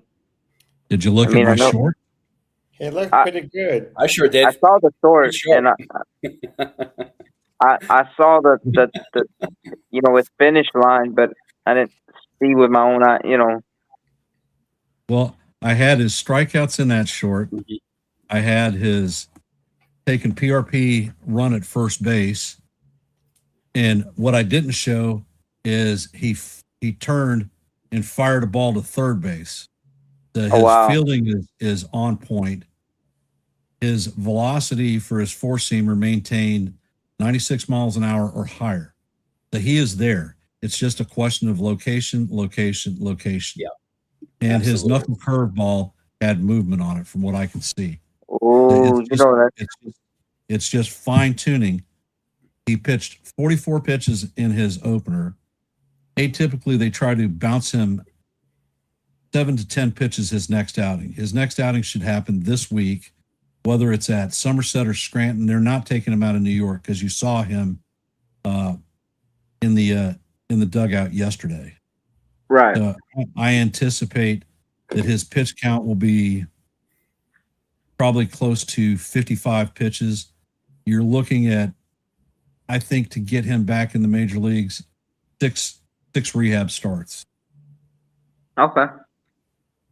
I think Jonathan brought it up earlier that there's a distinct possibility that that Cole could be back by Memorial Day, and I think that's realistic. That's interesting. I think that's realistic. That has always been my timeline, my personal timeline, and this was before even the rehab.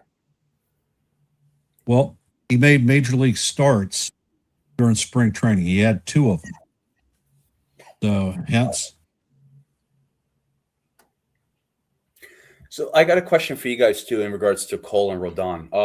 Like a lot of people are like, oh, people in general, like whether it's Yankee fans or even just like content creators or Michael K, whoever you want to call him, like just with Cole and Rodon coming back, it's going to be a big upgrade to the starting rotation. I do agree in a sense, not 100%. I'll tell you why. And then 2 more people from the rotation is going to go to the bullpen. That's going to strengthen up the bullpen. I agree with that. So with Cole and Rodon, them coming from a big injury, it is a major injury. It's not a minor tweak. It's a big injury. Does it make sense for them to, let's just say, other people in the rotation to take control, the brunt of the weight for now until they get back into the swing of things? Because it's like almost like if you put the weight on Rodon and Cole's shoulders, do you think that it might just set them back even more? It's like you put pressure on them. You never know how Cole's going to react, if he's going to be in the same mindset, the same type of ability that he did before he was injured. Even Rodon as well too. So does it make sense for them to ease back into the rotation where they become their former selves before they got injured? And granted, look, anything could happen. It's all natural. They could get injured again. No, go ahead. Yeah, it's just a question for you guys. I just got an update on the game. Yeah. They predict now first pitch going to be at 4:20. Okay. Perfect. Okay. Thank you, That's Jonathan. the latest update. 4:20. Thank you, Jonathan. Mm-hmm. And I will definitely be streaming that game at 4:20. So hence, World Sports Media.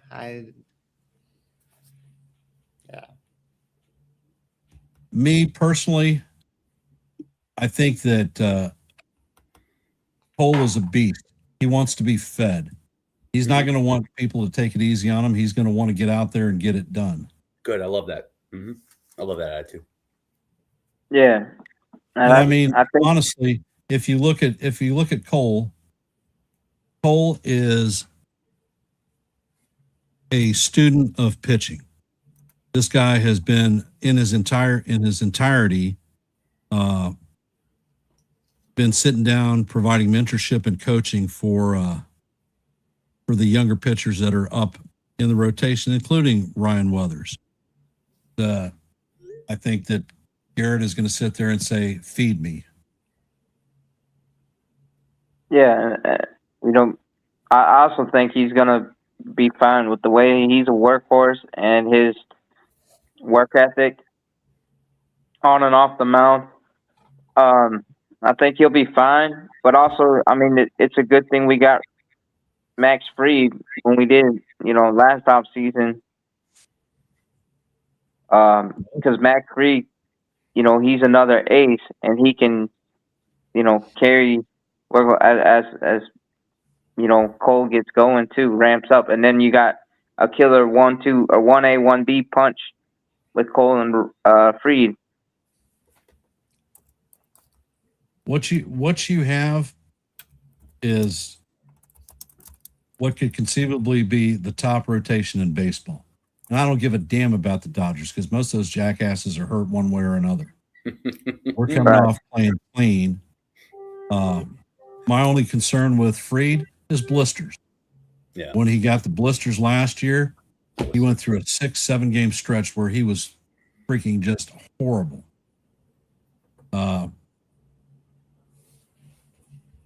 Hey, Victor. Welcome to the stream. Victor. What's up? So 4:20 is the start of the game. say that again. I'm answering Victoria. Victor. Victoria. Yeah, he said someone say 4:20. I said 4:20 is the start of the game.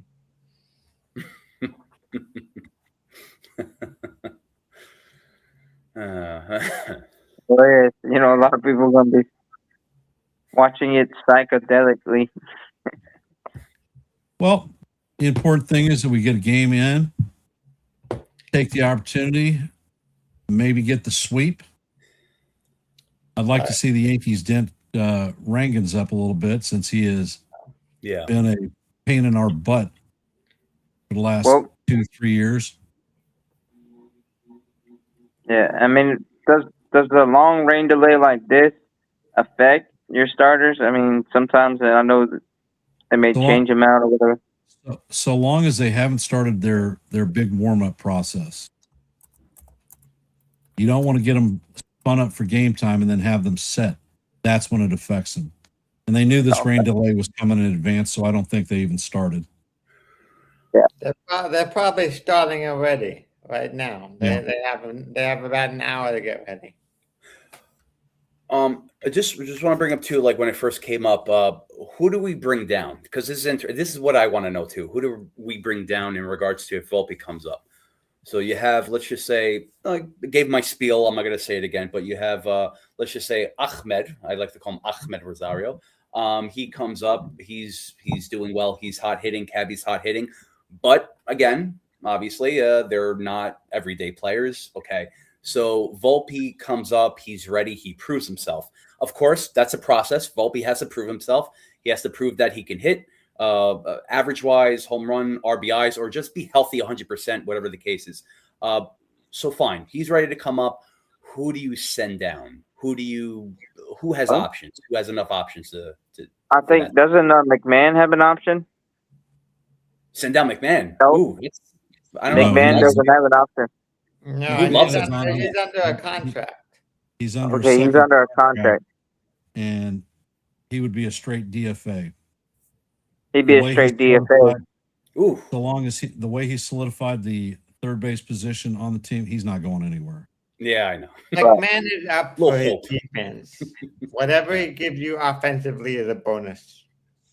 Yeah, no, I mean, no, that's true. I was just going over seeing who had different options, because I don't know. Jazz doesn't have any options, right? Nope. No. Nope.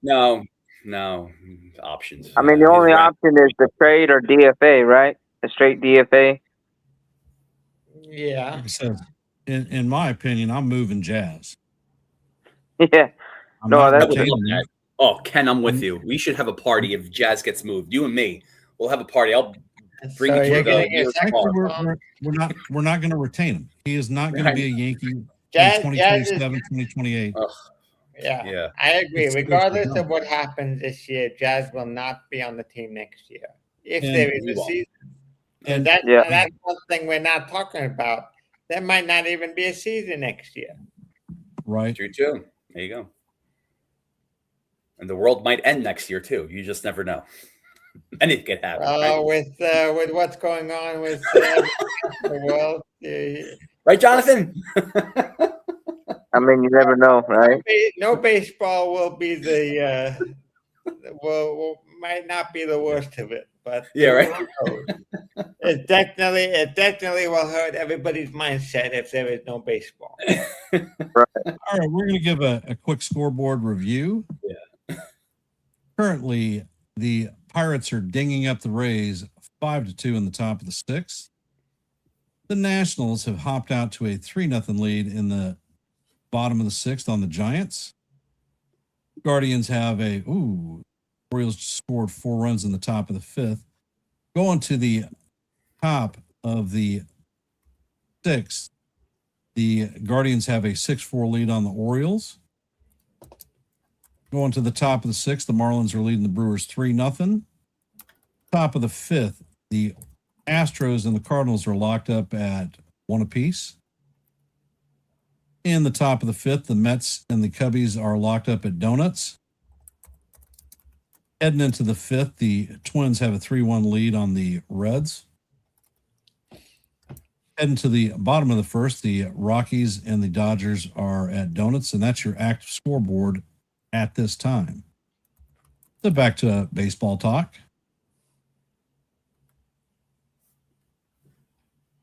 Well, are you guys surprised that some of these teams that are struggling, like the Orioles and the Jays? Well, the Jays have been riddled with injuries. Yeah. They have half the team on the injured list. Yeah. One of the things that I want to bring up, a lot of fans were pretty pissed off last year, or at the in the offseason when the Yankees did not sign Tatsuya Imai. Were they? Right. Yeah. Huh? He's They the were. one guy I actually wanted, but obviously I'm not a scout. Well, apparently he is put out through his interpreter slash. He's injured.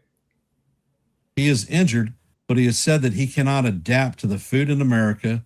He cannot adapt to the pitching style in America, which were Interesting. concerns that I brought up to begin with. The food is probably something different in New York than Houston. Oh yeah, big time. Houston's like, barbecues and southern style food. He probably would have had an easier time adjusting to the food in New York. Probably, but more expensive. But yeah, I He's agree. getting paid for it. He didn't have to. He didn't pay for it. Yeah, we They're have many. giving it to him. Yeah, that's true. I know. Yeah, I don't know. I don't know Yeah, what he's on. maybe they'll invite you to cook for him if he was here. Yeah, for a price. I don't come cheap, my friend. Well, that's on the Yankees' dime, not his. Yeah, that's true. But That's a disclaimer right there. That's right, Jonathan. so you're saying that Imai is having a whole lot of adaptability issues right now? Yep. His outings have been less than impressive, and he's getting hit like a freaking pinata.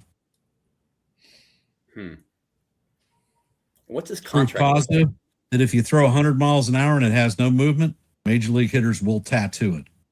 Mm-hmm. Well, and I mean, the Astros as a team has been struggling too, on top of that.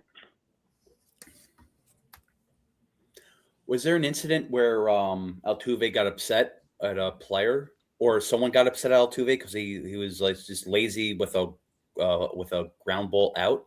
Did it happen yesterday? I don't know if I No idea. No idea. I have no idea, but Okay. I think the only thing they're really excited about in Houston right now is Yordan Alvarez. And just think, after today's game, we take off to Boston for a 3-game set.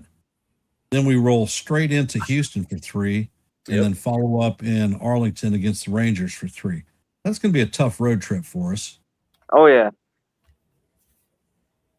Well, hopefully Boston and hopefully Houston don't get hot against us. Well, hopefully the Yankees can score enough runs to win those games. Yeah, that too. Yeah. I mean, did you expect the Angels to do what they did to us? I expected maybe the Royals to do that, but did the Angels? I didn't expect that. I think the Angels had a potent lineup, and they're capable of doing it. And obviously, you got Mike Trout, and Mike Trout just had a historic series. I mean, he's always going to have 5 homers, which was the most of any opponent against the Yankees at Yankee Stadium ever. He's always 5 going home to have runs in a series. Yeah. Hey, Victor, welcome. They also pitch him correctly. What's up, Bubba? Careful. Yeah, they should have been throwing up the 4 fingers after the 3rd home run. What's up, gentlemen? What's going on, my guy? What's up? Ken, how are you, Ken? Another ducky day in paradise. Nice. Hey, brother. I haven't seen you in a while, Ken, so I need to catch up. You know what I mean? All the construction done in your house? It is all done. They delivered all the furniture back in about 150 boxes. Oh, my God. So I have one of my rooms is a mountain of boxes, and we have been working through it slowly, steadily. We're talking Mike Well, Trout, at least and now it's- everybody's getting booted, including me. Getting booted? What happened? He got booted. I don't know what he's talking about. Sean, how are you, Sean? Oh, I'm doing all right. Just been busy with work and doing So everything. The question for you, Vic, is with Anthony Volpe's impending return to the Yankee lineup, what's the move that's made? Where do we go? Who comes off the roster to bring Volpe up? Or do we bring him up at all? My opinion or Yankee way? Both ways. Okay, no. your opinion, and what do you Too think spicy. will happen? I would say Randall is the odd man out right now. It's going to be really, really difficult to disrupt that infield the way it's playing.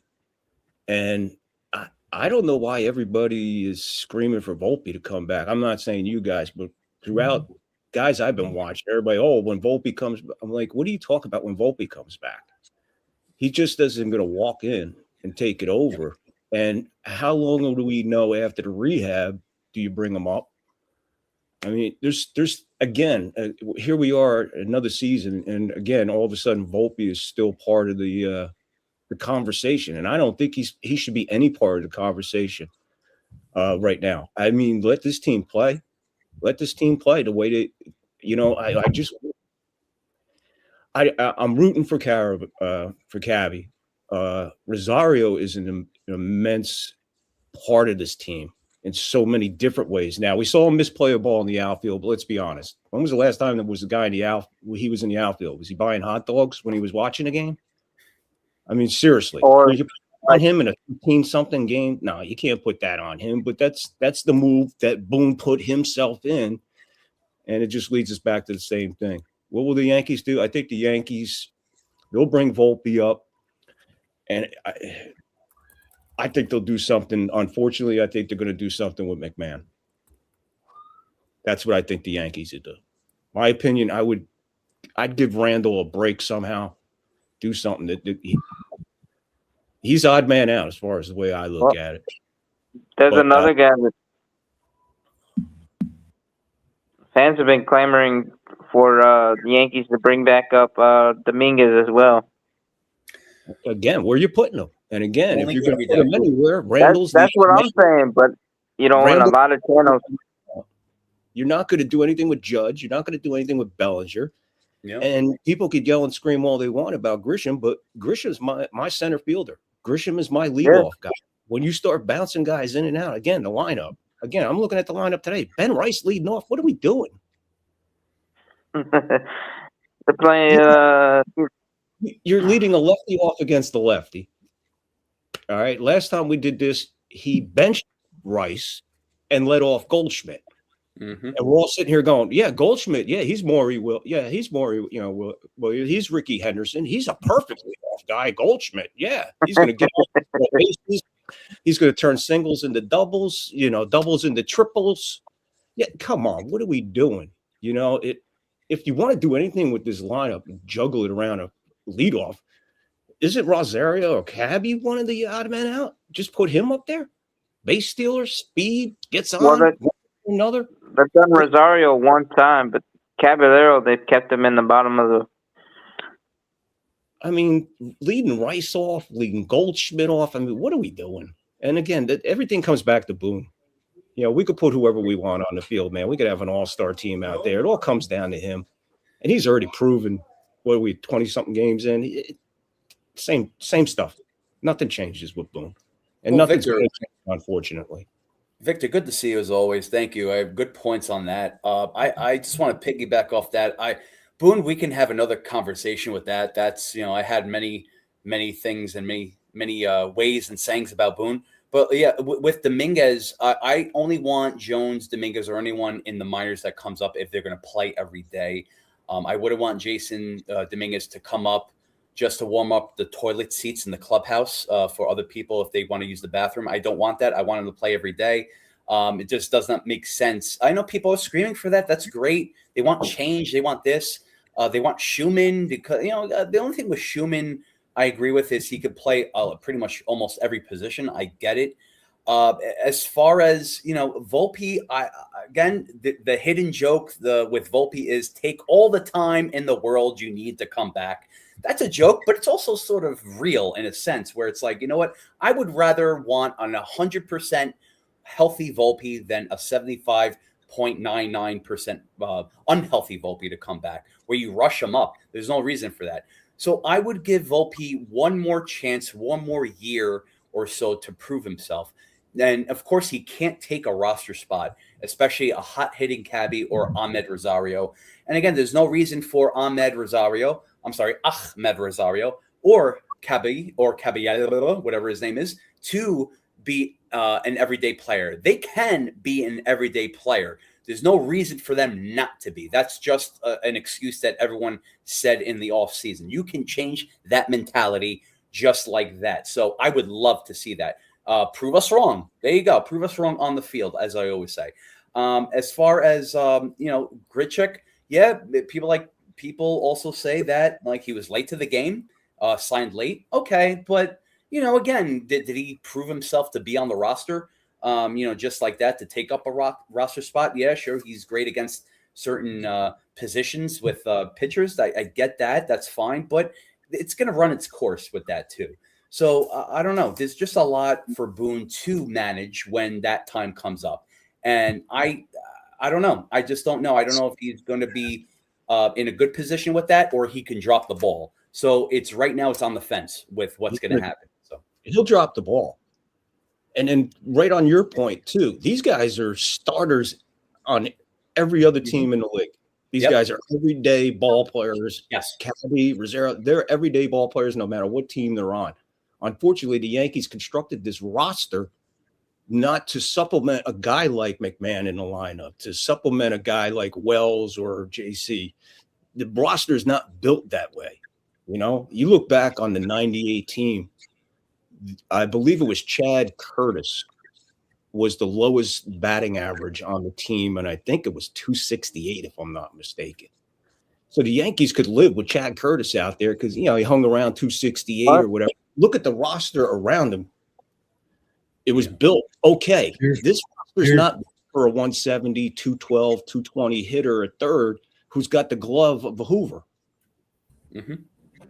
Okay, I'm going to bring up a statement by Rob Saxon.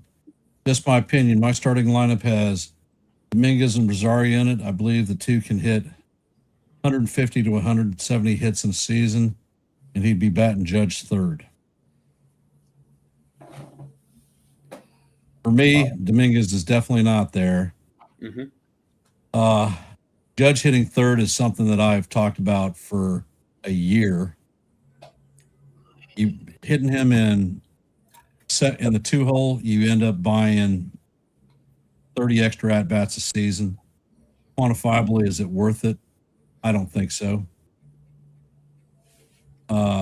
Rosario, I don't have a solid take on him. While we're here, though, I'd like for the folks in the stream, if you could, please hit the like button, share the channel out. And if you're not a member of the Yankees The Ugly Truth family, please consider subscribing. QR code in your upper right-hand corner takes you straight to YouTube, makes it easy for you to subscribe. So thank you for supporting us. We've been here for, almost 2 hours in this rain delay. So I want to thank everybody for taking time out of your busy Sunday afternoon to come in and support the channel. Most appreciated. So thank you. So Ken, what are you thinking on the bullpen? What do you, I know it's very spotty, but kind of early, but do you think it's time that we start thinking about bullpen more than Volpe coming back, more than Dominguez coming up and all this? I think concentration bullpen right now. People are going to hate my take, but I think it's a necessary must. I think that Cam Schlittler needs to move into the bullpen. If he continues as a starter and makes his 33 starts as anticipated, he's going to be 50 innings over what he was last year, which was 40 innings over the highest he's ever pitched. You're going to break this guy if you keep throwing him out there like that. Okay. If that makes you sense. put Schlittler into the bullpen, you're going to basically have a 6-inning game because Schlittler will come in the 7th and 8th like Mariano did when he was under John Wetland. He will lock 7 and 8 up. Bednar will have 9. So all of a sudden, your starters have to leverage 5 innings, and you got a crap load of bullpen guys that you can throw in there. What do you? The other thing is, you anticipating this after Cole and Rodon are back into Correct. the rotation physically, so he would be odd man out to go. Not add on out. You've got to manage his load. His load management. They have to get his innings down. or they're going to end up pitching 4 innings and pulling them, which is a waste because then you lose them for a week. But the way pitchers throw, you throw every other day. So he goes in 2 innings on Monday. He's out on Tuesday. He comes in 2 innings on Wednesday. That way that you can put fillers in there. You could bring in Carlos Lagrange to be the every other day freaking setup guy. You are not going to have to rely on Camilo Duvall, who God knows what you're going to get with him every time he steps on the mound, whether it be series of walks or a long ball in a key situation. Fernando Cruz has not been the pitcher that he was in the first half of last season before he got injured. You can tell Cruz's outings with the first batter. If he can't get his sinker in for a strike, then he's screwed. Now, what about Gil? I mean, I don't even know why this guy's up here, to be honest with you. I'm done with him. Honestly, Gil to me is a person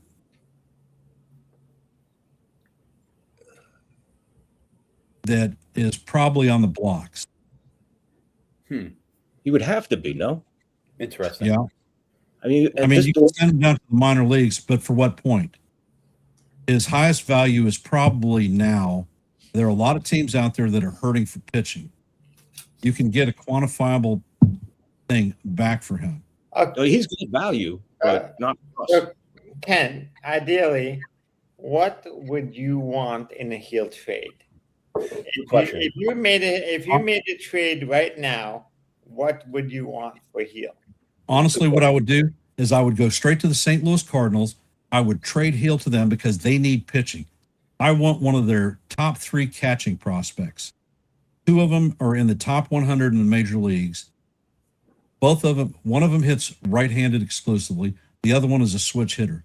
The switch hitter has a cannon for an arm. His defensive metrics are off the chart. Yes. That is somebody that you could build as a long-term behind the dish person. I like that, especially because we traded 5 catchers last year.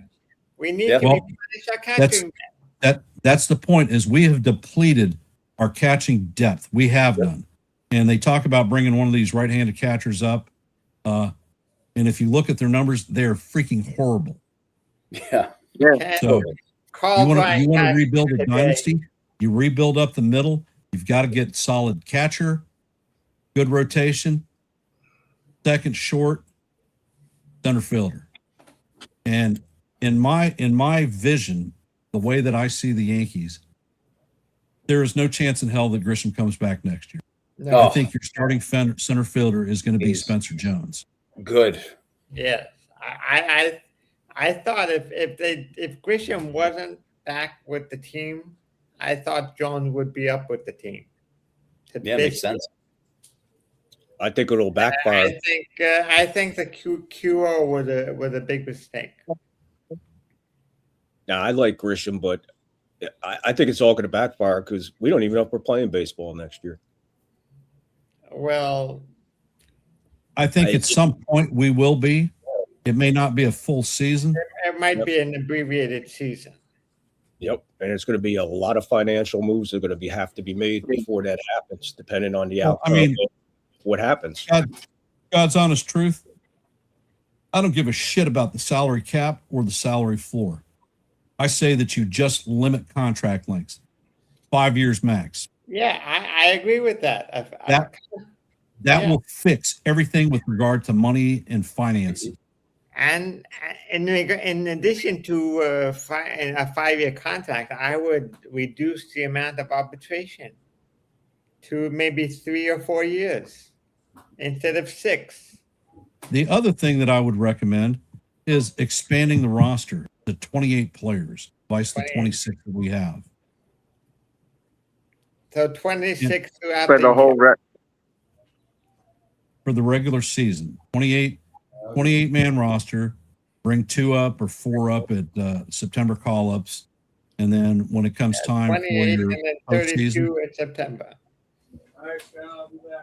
what would be the pros and cons of that? Because I do like that, but what would be, let's just say, pros? Of course, you have two additional players, but what would the cons be with that? Well, you are going to add 2 players to your roster, which the Major League Players Association is not going to disagree with. Okay. You expand yourself up for 4 more roster slots, so that means that you have the opportunity to add 6 major leaguers in a season. The pay goes up for the young kids that are coming up and given the opportunity. I don't know if you realize it, but when they come up, like the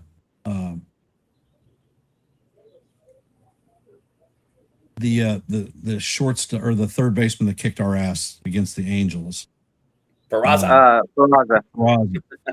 When you come Yankee up, killer. when you come up for one day, your health insurance goes to the medical for the major leagues for the entire season. Ooh, okay. So you're going to improve their quality of life. I mean, in my opinion, there's no downsides.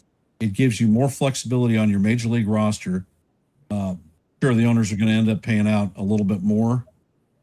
However, in the long run, I think you improve the quality of the game itself, and you can sustain injuries more so.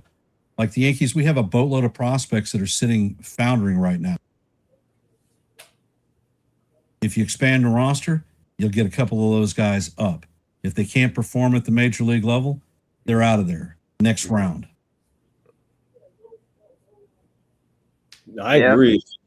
As far as I'm okay with that. But 2 guys, I think, one guy on the roster, I think, would be a better improvement, more strategic to the game itself. What am I adding right here? 1 extra. Well, I mean, 2 extra. You guaranteed bench players. So now you got 5 on the bench and another guy in the bullpen. I get that, but with 1 guy, you have to make the decision. Where do I want my strength? Bullpen or on the bench? They can add more. The way the 26-man roster is broken down right now, you have to have 13 position players, 13 pitchers. Doesn't matter what the pitchers are, just 13 of them. So if you say 1 player, then you're going to create an imbalance in the roster itself. That's why I said 2. No, I get why you said 2. I'm saying 1 for that reason, to off balance. It creates a strategy behind that bonus player, we'll call it. It's kind of like calling up the 2 guys at the end of the year. Like, basically, that's like, all right, who am I not going to be playing? All right, I'm not going to be playing Judge. Let me bring up an outfielder. Oh, I'm not going to be playing this guy at second. All right, let me bring this guy up. You're kind of just replacing who you're going to take off and give a rest before. But adding 1 guy during the regular season, I think it puts a lot of pressure on everybody, especially the coaches, the manager, GM. It adds a major strategy. I just think 2 is too easy for the team to do it. You understand what I'm saying? Could be. I'm just saying. I like what you're saying. The other thing that I think is a necessary must in this CBA is the goddamn qualifying offer has to go away. Yeah. You are hamstringing teams that are trying to improve their teams with this QO. If you didn't have a QO, guess what? You wouldn't have Grisham right now unless he was signed to a regular contract. Don't think that would have happened. So no. Next year, are the Yankees going to be tempted to offer Jazz Chisholm a QO? Oh Lord, I think that they would. Yeah, I know you love Jazz. I am one of those that want to move Jazz right now. Another thing I would like to see. You should check out some of my Jazz shorts from this week because people say I got some emails thinking that they need to that I'm picking on Jazz. I'm with you, Ken. Yeah, I'm going to be honest with you, Ken. You do a fair job. You do a fair job with Jazz. You do a fair job on all your shorts. I'm going to be honest with you. You do a fair job on whatever you present on your shorts. There is substance behind it. There is knowledge behind it. There's a lot behind it, and I respect your shorts. Look, I'm just one of those guys on the outside, the heel or whatever. I love this guy. It's just this guy reminds me of so many other players from the past who had that little bit of edge, the little bit of grit. I get it, but here's the thing with Jazz, and understand this. As a Jazz fan, right now, all he wants is a long ball. Once he hits a home run, gets one under his belt, Jazz will start performing like Jazz is supposed to. Till that happens, guys, you got to live with Jazz the way he is. Jazz kills me with his ABS challenges. Every time he touches that helmet, I know that we're about to get screwed. Ken, there's one other thing I want to add to your point that I would like to see changed in regards to qualifying offers and drafting. I would like them to get rid of the qualifying offer. No more player compensation, all that other stuff. But I would also like to be the draft. All draft picks are tradable. I think having all draft picks tradable and having the draft during the winter meetings, at the end of the winter meetings, would be beneficial for baseball, and it would be more entertaining to have basically a full day draft, just similar to a televised NBA and NFL draft. You're waiting on the call. You're waiting to see, is there a trade? Is this pick going to be traded? It gives more entertainment to the game, and that's what baseball has been trying to do for the last 15 years with all these rule changes. Well, in my humble opinion, the problem with that, when you compare it to the NFL and the NBA, when they draft players, these guys are going to be on the in the show. They're big time NFL players. They will be on the 53-man roster, or in the case of the NBA, they will be playing next year. With regard to Major League Baseball, when we draft a player, you're not going to see him on the major leagues until 3 to 5 years later. That's So a you great point. You sort of take the dramatic approach. Well, will I get the number one pitcher in the run? Well, most people have no freaking clue. I mean, you might hedge your bet if Major League Baseball sat down and said, "You high schoolers, you are not drafted into the major leagues. You have to do at least 1 to 3 years in college, where you're not eligible for the draft." Yeah, 1 year in college is minimum. See, I know I'm going to be in a minority here. Honestly, I can care less about any draft in any sport, to be totally honest with you, man. No more Herschel Walkers coming through. There's no more Joe Montanas. There's no more of them guys. They're gone. They're dinosaurs. Right now, draft ain't nothing more than an ESPN money grab, no matter what the sport is. You guys really interested in the NHL draft? Drafted on the About the NHL draft? Do you care about the soccer league? Nobody cares about any draft. It's just so much money poured into it. They make a big deal out of nothing. And Ken is absolutely right. Baseball draft is probably the most useless draft out there. You draft a guy and you don't see him, like Ken said. You may never see the guy. You may never see him because he blows a knee out somewhere or something like it. Again, same thing in any sport. Seriously, when was the last draft choice, number one draft choice in any sport that we went, wow, this guy is this is it. Peyton Manning. This is it. Wow, Paul who's Skeens, this guy? maybe Who? Paul Skeens. Not yet, man. He's only been in here for a cup of coffee. I'm talking about a number one draft choice. You look back on and go, wow, man, this dude is. Well, there's Peyton Manning in '98. There you go. 1998. Patrick Mahomes. Patrick Mahomes, but wasn't he middle of the first round? But yeah, he was a first round pick. So. I believe he was number 10. The Chiefs traded up to 15 to pull him with the Bills. But we haven't seen Herschel Walker come through. We haven't seen, anybody like that on any level. Bo Jackson, Deion Sanders. Those guys are gone. Dave Winfield.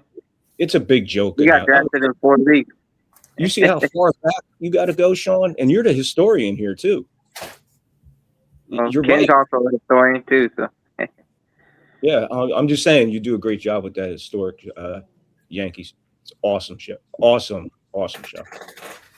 But one thing I don't know if we're going to talk about in this players, owners thing is the fans. How about the fans? We are paying more and more You almost have to pay as much now to watch a game on your TV on your couch as you would if you went to the ballpark. That's true. I've been to Oracle Park numerous times, man. It's one of the most family-friendly, I've been there only once. affordable place. I've worked there. It's affordable. Okay. You go on to Yankee Stadium, you're talking what? They have steak there for $142. Who's going to order a steak in Yankee? Not me. I'll tell you that. Right. And I'm saying, but people are buying. You could probably go Chef, to people Whole Foods and buy it yourself and cook it for less than $40. But when do they ever talk about the fan? Because without the fan, and again, we all try to stand united, but let's be honest, man. We're paying the electric bill at Yankee Stadium. We're paying Judge's salary. We're paying everything, and they don't look at it that way. Well, I mean, the Yankees stopped really caring about the fans, the real fans, and I think when Jeter retired, Jeter always talked about the fans, and after Jeter retired, the Yankees went away over that. Yeah, it's kind of like we lost that culture, man. And again, that's the culture that Boone has brought us. I think that's Well, why I think Jeter there's four. left the Marlins, because he wanted to create the Marlins in that type of image with the fans in mind, and the Marlins ownership wanted more. They didn't. Well, I get it. And the first thing he did was unload the biggest salary there and give them to us, Stanton. Well, Victor, Wasn't that the first move? I don't think you can compare the TV subscriptions that you need to watch compared to going to the stadium and watching a game. I'll give you for instance. In July, when the Yankees are playing the Phillies, we've purchased 6 tickets behind the Yankee dugout on the Saturday evening game. Those tickets ran $350 a pop. You're talking we are paying $2,100 for my family to watch one baseball game. In July? I got it. Yeah. When in July, though? That's almost double my rent. 27, I think. What's 30? What's 30 times 12? 360. All right, so there's $360 just to watch the Yankees on ESPN a year. That's just that. You could add Apple. You could add whatever you want to watch the Yankees on. If you could add every subscription out there, and you're not going to pay what we paid. And by the way, we will be in Baltimore to watch the Yankees play the shitty Orioles, and that's a beautiful ballpark, man. We'll be in watch the Yankees play the Nationals. That's a beautiful ballpark. Wow. So we are going to end up attending 3 actual in-stadium games, and that's a norm for my family. We watch the Yankees real life. It's an experience. And the thing that pisses me off is my grandson is 5. He's playing T-ball right now. This year is going to be his first year to watch the Yankees play real life. So that's a connection for the next generation to be able to love the sport. We're teaching him now to love the sport as a ball player. But you're breaking that chain by these fucking ridiculous contracts that are driving prices up at the stadiums. I mean, I'm paying $15 for a freaking hot dog. Well, I could buy 5 packs of hot dogs, grill them up myself, and watch the shit at home on TV. But that doesn't get my grandson the baseball experience. The Yankees will be here in a couple weeks. They'll be about 20 minutes from here playing Sacramento. That's where I'm at now, in Sacramento. So the 3 games set. We're already looking into getting tickets. I'm looking at A's tickets. The day before, I forget who they're playing. I think they're playing Baltimore or something like that before the Yankees come in. Mm-hmm. $27 a ticket. Yankees next night, we're already up to $150 a ticket. Yankees are, matinee, whatever you want to call it. Well, I'm just saying those 3 games for the Yankees, every ticket you want is over $150. Come Yankees leave town, I forget who they're playing, right back to $27. Yeah. This stadium is making money right off of the Yankees coming to town. What are you doing to the fan? So because the Yankees are playing, I have to pay extra. Why am I paying extra just to see the Yankees? Oh, because they're the Yankees. Where does it end? Where does it end? Think about that for a So, second. I mean, no, and then you mentioned, like Ken said, for his family for 6 tickets, it's 2,100, right? Behind home plate For Baltimore to go watch a game in Baltimore, 2,100 for a family. 6 tickets, right, altogether. My rent is 1,100. So I'd be paying almost double my rent, or a little more than my rent For to watch three and a one half game. hours of entertainment. Well, yeah, 3.5 hours of entertainment. So, it ain't what it you used to talk be. about the fans and whatnot, and that certainly should be a consideration when we're talking about the bargaining agreements and whatnot. Fans Yeah, but have to be considered because, frankly, without fans, there's no goddamn sport. exactly. Right. And that's any sport. I'm not just saying baseball. They're all money grubbers. Well, What I respect right now is NASCAR because it's so family. It's just so family geared, man. It's just tickets are like it's just make an event out of it. It's a 3-day event if you could afford all 3 days. They're going to be here, and I think in June or July they're coming here to the road course in Sonoma, about a half hour, 45 minutes from here. We looked into it. There's a family package out there with me, my wife, my son, and my granddaughter could all go for 3 days for $600. That's it, and that reserves us a spot. That's not bad for a whole family just to go from here to there for $600 and enjoy 3 days of racing at a road course. I mean, baseball ain't giving you that. What do they give you? A hot dog? We don't even have bat day, ball day, hat day, shirt day. No, everything's bobbleheads and hockey jerseys. Bud Lights. Bud Light night. Yeah, but the thing that you got to remember too, Vic, Bat day. They had to take bat day away because it was so violent. At NASCAR events, it's a bunch of hillbillies. They're watching a bunch of damn cars go around in a freaking oval. Well, then I'm a hillbilly, man, because I tell you one thing, I love my stock car racing. Well, I come up from Alabama, and trust me, used to go down to Florida to watch the Gator Nationals, watch drag racing as a kid. No, I'm not into drags, but you got Talladega, man, and you're not into stock. Oh my God. I give anything. That was when I lived in Alabama. I watched stock car racing. I watched the drag racing, and that's something that's done down there. Plus, you also have to remember down in Alabama, there are no professional sports. You have Alabama football, Crimson Tide. It is a religion in the state of Alabama. Old Tide roll. Or Auburn. No. If you learn an effigy if you're in Auburn.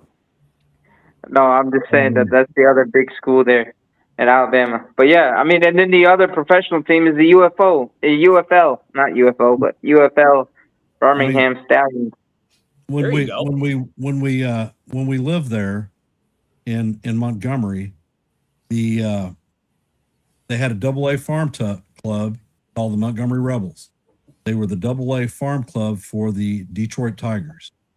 I saw great players as a kid. As a matter of fact, I got autographs as a kid from the greatest double play combination in baseball when they were in Double-A, Lou Whitaker and Alan Trammell. I saw a crazy pitcher by the name of Mark the Bird Fitterich. I saw him in Double-A.